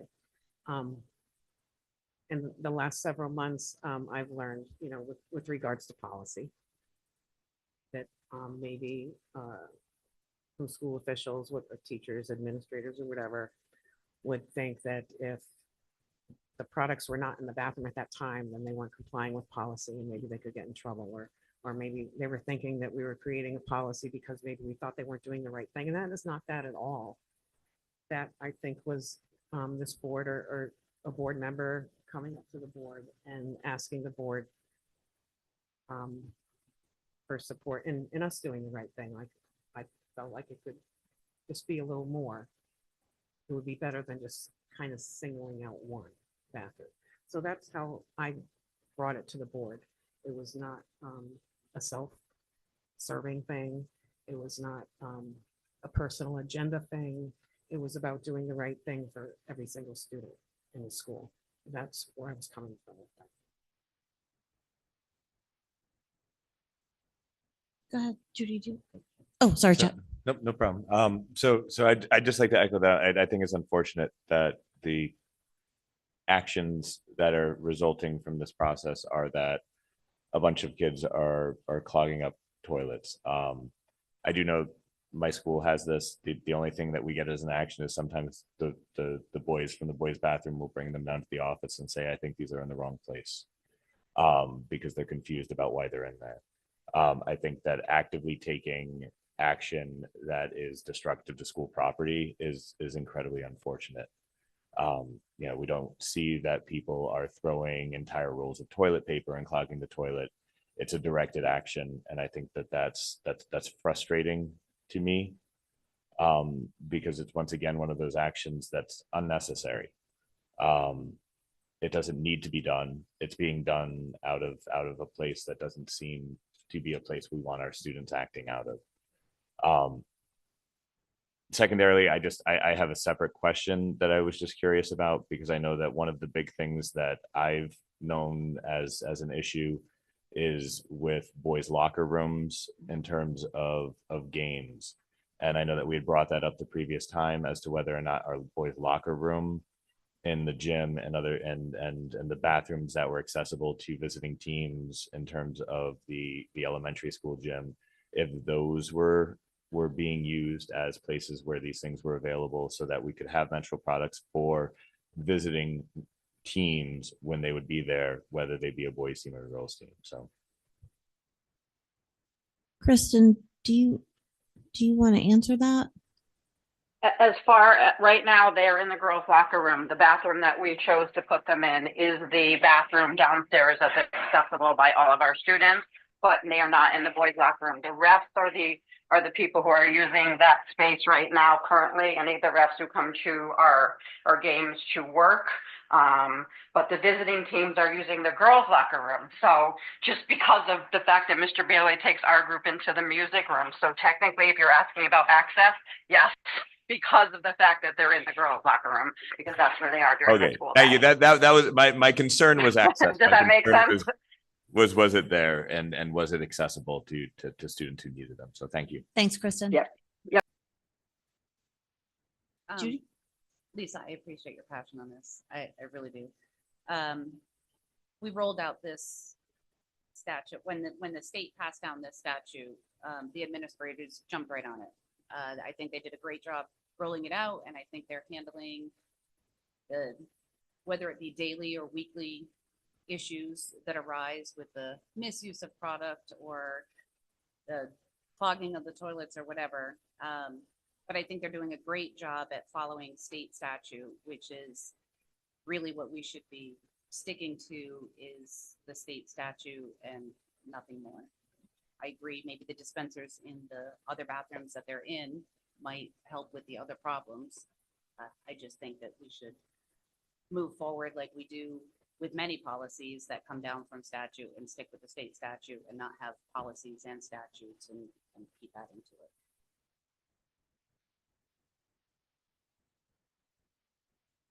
Anyone else? Jamie, I'm not sure that fully addressed your question.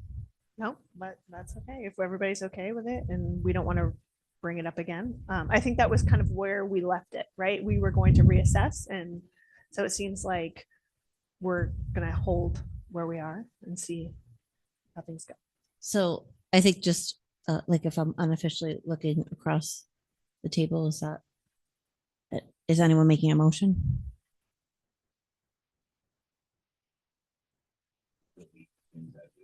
Well, no. I guess if you wanted to change something, I would If you imagine. would like to direct me to talk to my administrative team about the possibility of dispensers, and if they think that would be a good thing to do, I could do that.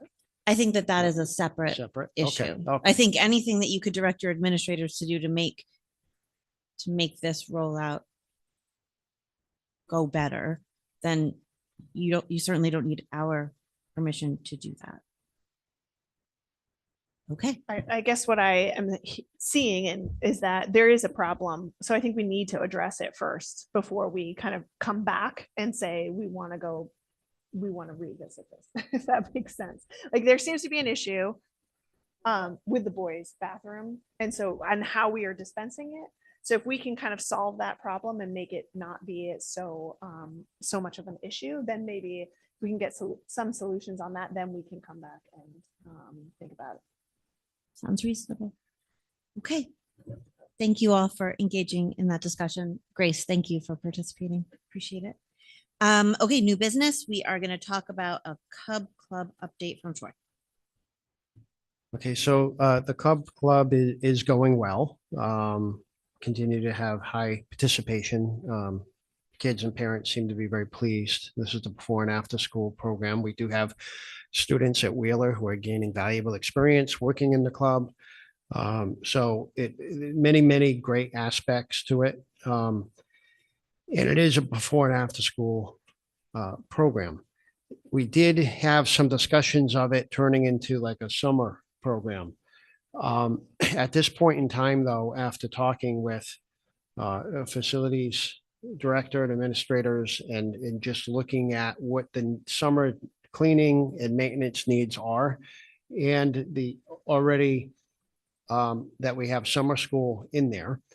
And mainly the biggest reason is that our custodial contract allows them to work Monday through Thursday, currently 10 hours a day, get to 40 hours a week, and they don't work Friday. And from what I understand, parents wouldn't be that interested in having just a Monday through Thursday program anyway. And we just can't do the Friday. We don't have that. We can't force a custodian to do that, and it wouldn't be efficient regarding getting our maintenance and cleaning done in the summer. So I'm thinking that we continue to run the program the rest of the year. We plan for the fall, continue to run a good quality program, and maybe in the future we revisit it and say, okay, are we ready to now run some type of summer program? But there's also the administrative oversight of it during the summer as well. that I think that we need, that we really have to focus on some other things in the summer besides supervising another program. They have, and I think that they're planning for it now. And so I think that this is a piece for them that maybe they've been wondering about. Would we have Cub Club? So I think it's good that we're having this conversation now so that they can do what they need to do. Yeah, do you want to use your microphone? Are we at a point, since it's running so well and it's self-sufficient, that we could release the money that we've flagged for the non-lapsing back into the non-lapsing account? So that we no longer have that 35,000 just sort of hanging out there? Because the whole goal was to get them self-sufficient, which sounds like they are. Yeah, I would like to do another financial report for you before we make that decision, ideally. We did that one report for you, but we haven't done it again, and I want to kind of see where we're at. I think Have we're they okay. used it? Have they used any of our No, money? not yet. Okay. But I want to make sure that we're not going to need it before we take it away. I mean, but you can take it away, and then we can, you know. That's totally fine. We could have a a decline, a huge decline in enrollment. For some reason, I would love that. Okay, thank you. I'm sorry. I have some comments about the summer program. I guess I have to say that I'm a little disappointed because I think that it could be a really big moneymaker for us to help not only with the program, but also with some of the shortfalls that we might find in our budget. But we are doing that. Like that is part, we have our own account now. That is part of it. And I think what the problem is, so the money comes in, right, into a special account, into the budget, into, well, not into our budget, but we have our own account for that. And so I guess where I'm thinking of this as terms of a service to the townspeople is right now the rec is the program that they are running is not for working parents. It's a morning program. There's limited afternoon. Having this program and something that Deb is quite good at running and has done really well at her former position. I think it's something I wish that we could kind of explore and think about it really creatively in terms of helping. My other question is then, if we're not going to do the summer, is it possible to consider, April vacation or things like those longer? And I think we have a February. I don't know I haven't looked at the calendar, to be honest.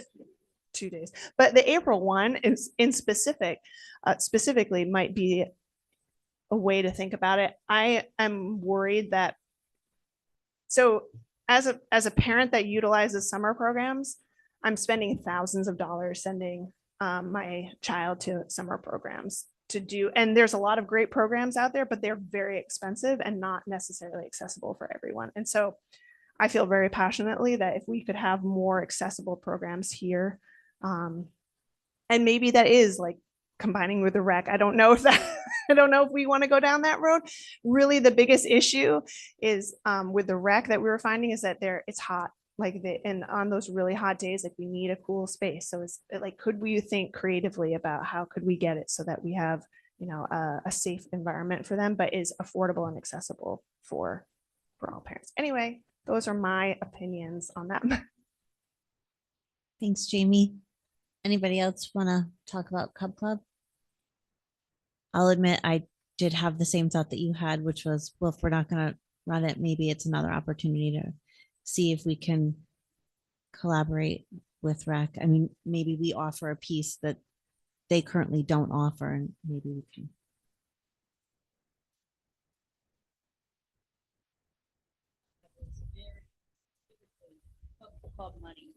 But I think what they can do is they can make improvements that would benefit Cub Club, that would secondarily benefit our students. So if they were to add in some of those extra pieces or create spaces that would be utilized by Cub Club, but would also be secondarily utilized by our students. it could be outdoor pieces in general. It could be shade structures that we don't necessarily have at the moment. It could be those other pieces of things that would improve the Cub Club program, but wouldn't. But would secondary, I mean, we would also benefit from the fact that those improvements were being made. I agree with you saying that we would benefit from it, but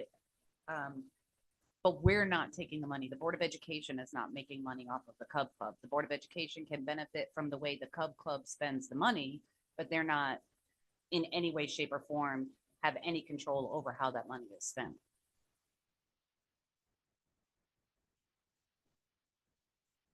It's right.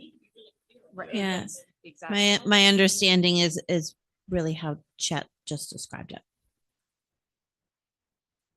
Any more on Cub Club? Okay. Do you think we talked enough about tuition? I don't know that there's any more tuition talk that we need to be doing tonight. Does anybody else have anything they need to talk about more about tuition? Okay. Yeah, we really, we moved quickly. That's okay. We did it. Oh.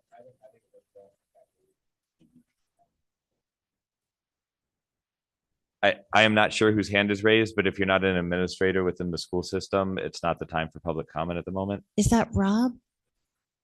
I have Rob's phone as a separate thing. Oh, okay. Yep. If your hand is raised, we'll recognize. Excuse me. Okay. Excuse me. This is Sean Murphy, the town treasurer.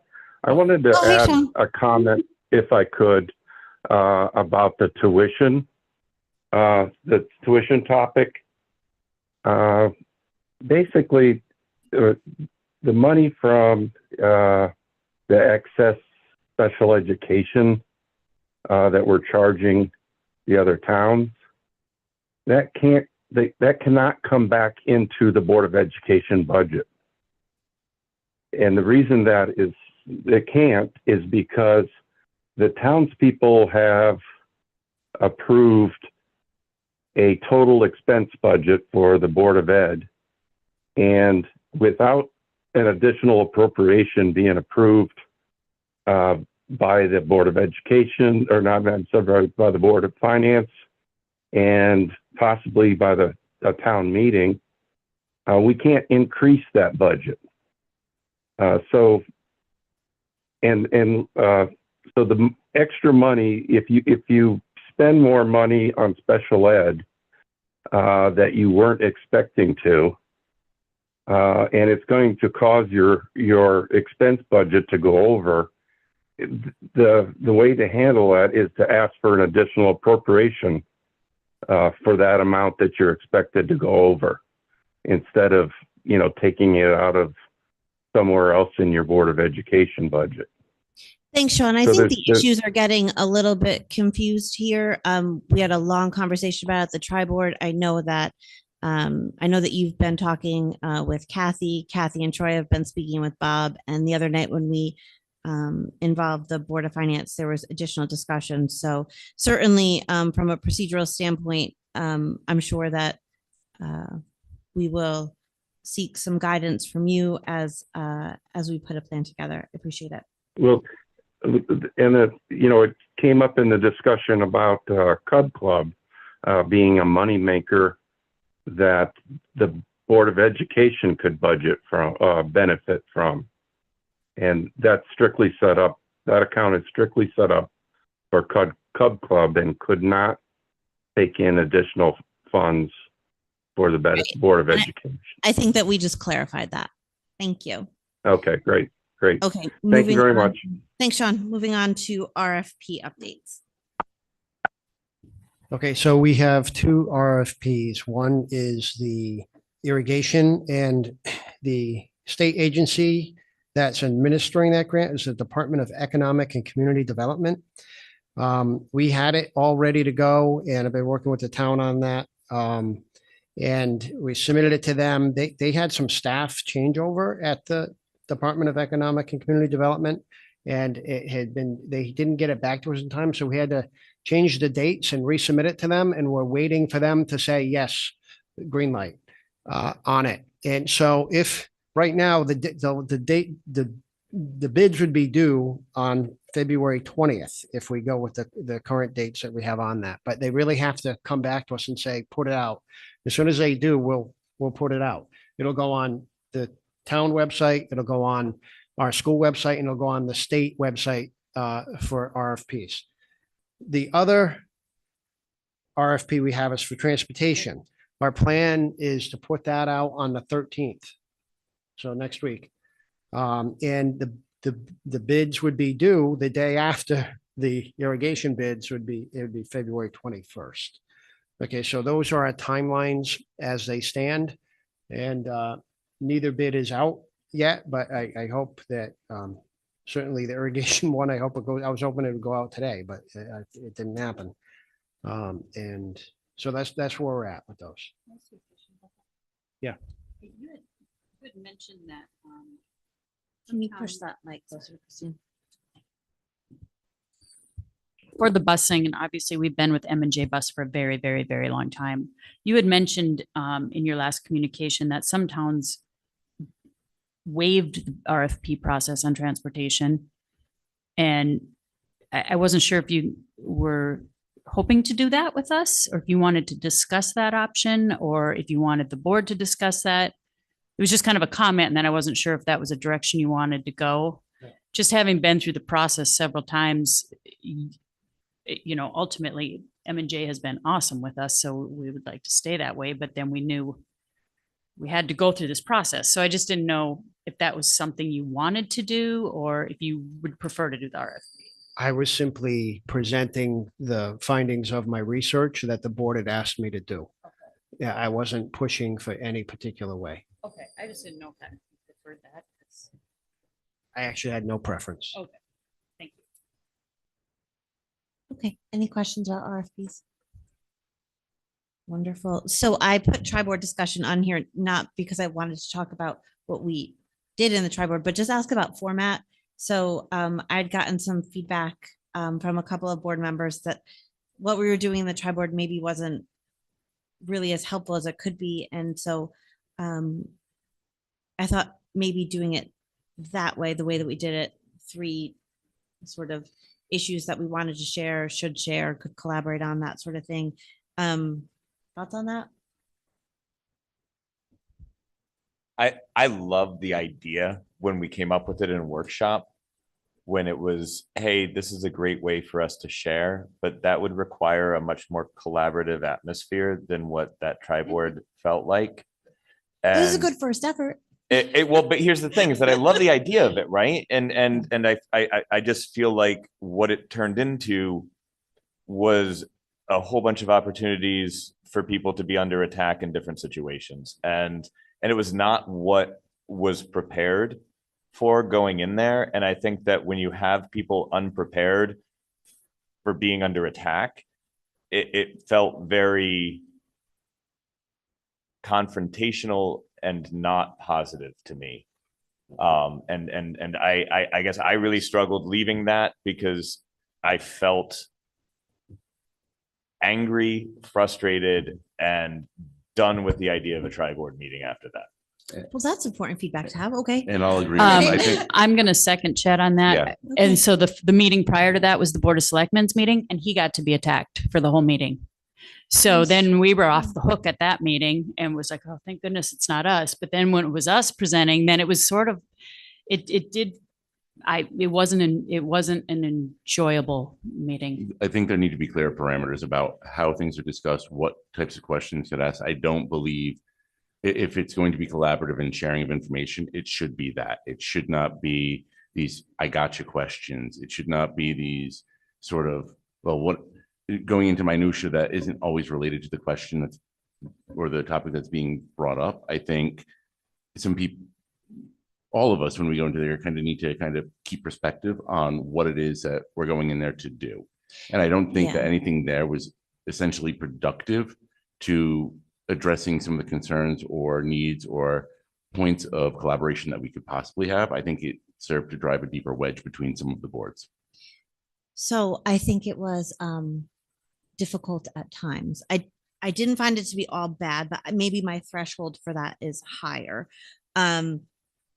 I think it's an exercise in practice. And I think we have to keep practicing. I think that coming off of the Board of Finance meeting where we presented for the first time a lot of these problems, it was weird, right? An elephant in the room, like we have to talk about it because we just thought that's what's on everybody's mind. And you're right, it sort of spiraled a little bit and maybe turned into something, especially towards the end, that I didn't intend for it to be. But Bob Carlson said something to me on the way out that made me feel a little better. And he said, you know, a few years ago, we would have never had the three major boards in a room together where they were all hearing all of this stuff. And unless you were attending that Board of Finance meeting or that Board of Selectmen meeting or that Board of Education meeting, you weren't ever getting the big picture. And so while it wasn't, I don't think we all left high-fiving each other. We all left learning a little bit more. I mean, as a Board of Education member, I learned with a little more clarity what the real concerns of the Board of Finance are and what their questions are. So the next time we go and talk to them, I feel like I can be better prepared to say, here's the information that you seem to want from us. And I think that that's a benefit. I mean, at the end of the day, I really believe that that everyone that serves on these boards are here for a reason to, you know, make the town a better place. And I think people get passionate about that. And I think that happened a little. And I don't know. I think it's worth to keep trying, maybe with some better parameters.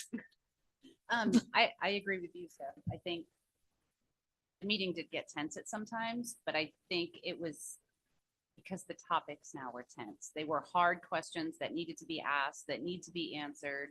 I know the Board of Finance is coming from their perspective. They're not at our meetings. They're not at our finance committee meetings. They don't see, that was their perfect time for them to ask us the questions that needed to be asked. And maybe some people didn't see it as the appropriate time, but what a better time than when all of us were in the room. And I would rather have the hard questions so that we could all discuss them as a board after the fact and give them the answers they need than go into budget season and not have the questions that they want to know.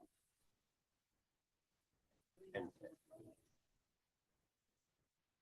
I think that we that are, presentation's there, but I guess the problem for me was that the expectation based on what we had discussed in the process that we were going to create in the tri-board meeting was nowhere near where that was. And Because I'll take ownership for that. I mean, it was mine to lead, and maybe I should have. I don't blame you in any way, shape, or form. I think that you set up something with the idea of how things were going to run, and they didn't. And I think that, again, like I think in all of our heads during that workshop when we were discussing this, it was like, hey, this would be great because it'll give townspeople an opportunity to sit at a meeting and hear what the different boards have that they're doing themselves. And I didn't feel like that was where it was. I felt like it was, well, why aren't, and again, it was in a situation where I would have prepared for a meeting like that very differently if I had thought that what was happening was we were going to be under question from the Board of Finance regarding a variety of things. And, you know, going into, like, I expect that in certain meetings that we go to come budget season, right? Like, I know what's going to happen going in, and I'm prepared for that. And I understand that. And I'm expecting that our you know, superintendent and our business manager have answers to these types of questions because they're familiar with it as well. It was an incredibly frustrating meeting for me. and again, it was because to me, the tri-boards are supposed to be, and like, with the way that we were looking at it, is a way for me to get a better picture of everything going on in the town. And instead it felt like being on our heels throughout the evening. Yeah, I think timing maybe wasn't in our favor. But I hope everybody is willing to keep trying. I think that there really is value. And really, when Bob said that to me at the end, I thought, oh. And when we that's a roll nice around to way June, look at I'm going to show up at the tri-board meeting again, Steph. Like, I mean, I'm Thanks, a Jeff. glutton That's for great. punishment. It's going to Okay. end up happening, and I'm going to hope right. that everything's going to be hunky dory. But Turn. 4 times a year too. Because Oh, thank you. I'm just wondering do we need to do it so frequently? I think four twice a times year. Well, lets we us meet, practice. we meet 3 months in a row pretty consistently. And then summer comes, there's not a lot going on. Boards aren't really meeting. So really, to me, it's like the fall and the spring, or the fall and January. And because we already canceled one in December. I'm just wondering, are we going to keep scheduling 3 and then keep canceling one? Or? I think we have 4 scheduled That's a lot. for this year, and we'll probably cancel December because it just always seems to make sense. That December one just Okay. hasn't worked in the last 2 years. I mean, I'm a proponent of how many times we're doing it. I think that that's how we get better at it, and that's how we keep a handle on what's going on. But I mean, certainly something to bring up at the next tri-board if you want to do less meetings. Anybody else? Okay, policy. We have the safe school climate policy. I don't know, Chat, Troy, Lisa, who wants to take the lead on this one? I could start. And if, Lisa doesn't want to but basically this, Robin Allison at the workshop recently on this. And we have to implement this July 1st. And basically, we have a policy, right? And you actually updated it in 2021. But it's, it's the bullying policy, and it changes frequently, and it changed. Okay, so this new one, the big changes are, once again, they changed the definition of bullying. Okay, and they took the emphasis off of the term bullying and made a new term called challenging behavior. Okay, which is now what would be reported by a student or a parent or a staff member, and then investigated by an administrator. So we're investigating challenge behavior instead of the term bullying. And you do have to conduct annual trainings of your staff on social emotional learning and restorative practices. However, we've already been doing that for years. So we're well ahead as a district, once again, in another area. But so it's a matter of just, changing. I think it's a quick, let's do it. This is the CABE recommended one, and it will replace the old one with, the new regulations and what we need to do. And it does have forms. Now, the administrators tell me they would actually like these forms as part of the policy. And I know sometimes we think of forms as, all right, this is the regulation, this is how we're going to do it. But they want the guidance of saying, yeah, they like these forms and they want to use these forms. So they would be totally fine and it would like it if you just, and I think this, is a first read. But is that form something that would need to be updated with any sort of regularity that would force us to have to keep reapprove this policy or the regulation, whatever you want to call it at that point, annually or something along those lines? Because I know Freiberg and Ciccione, who've done the bulk of the work on writing this policy, pretty much try to update it every 2 years to kind of stay current with certain things. So I'm just making sure that, whatever we're doing, we're trying to stay current and not fall behind, because we've updated a form, but then what we have in our policy doesn't match that. yeah, well, I think if we have to update the policy again, we'd update the new forms that come along with it. I think this is a policy that's always going to have forms attached. So I think it's just like a package. And, if they update it again, I think we just gotta, CABE will tell us, hey, here's updated policy recommendation. So anyway, those are the major changes. So that the change of the bullying definition, it is still defined in there, but it's way different than it has been. And then the new introduction of the term challenging behavior, which is what is reported on and then investigated. And of course, we have so all the Safe School Climate Committee, which is the same, and what we've been doing, and the schools each have one. We're probably going to have me be the more district safe climate person, and then each school has one. Because right now, one of the administrators acts as the district one, but it makes sense for someone in central office to be the district, and then you do have the school ones, rather than one person having 2 roles, which is what is currently happening.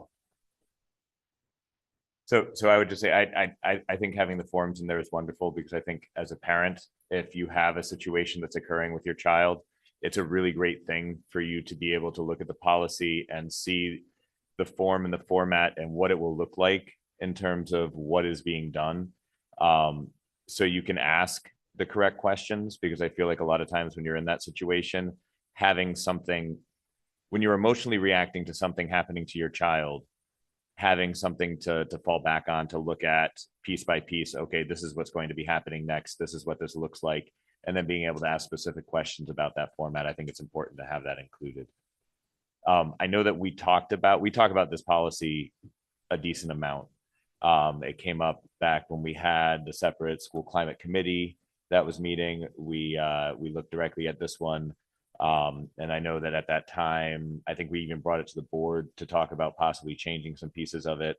And it fell back on the idea that we had recently updated it. And I believe, and Christine, I think you were the one who made comment on this, so correct me if I'm wrong, but I believe we actually had an attorney write up our policy for this, and you had made comment on that.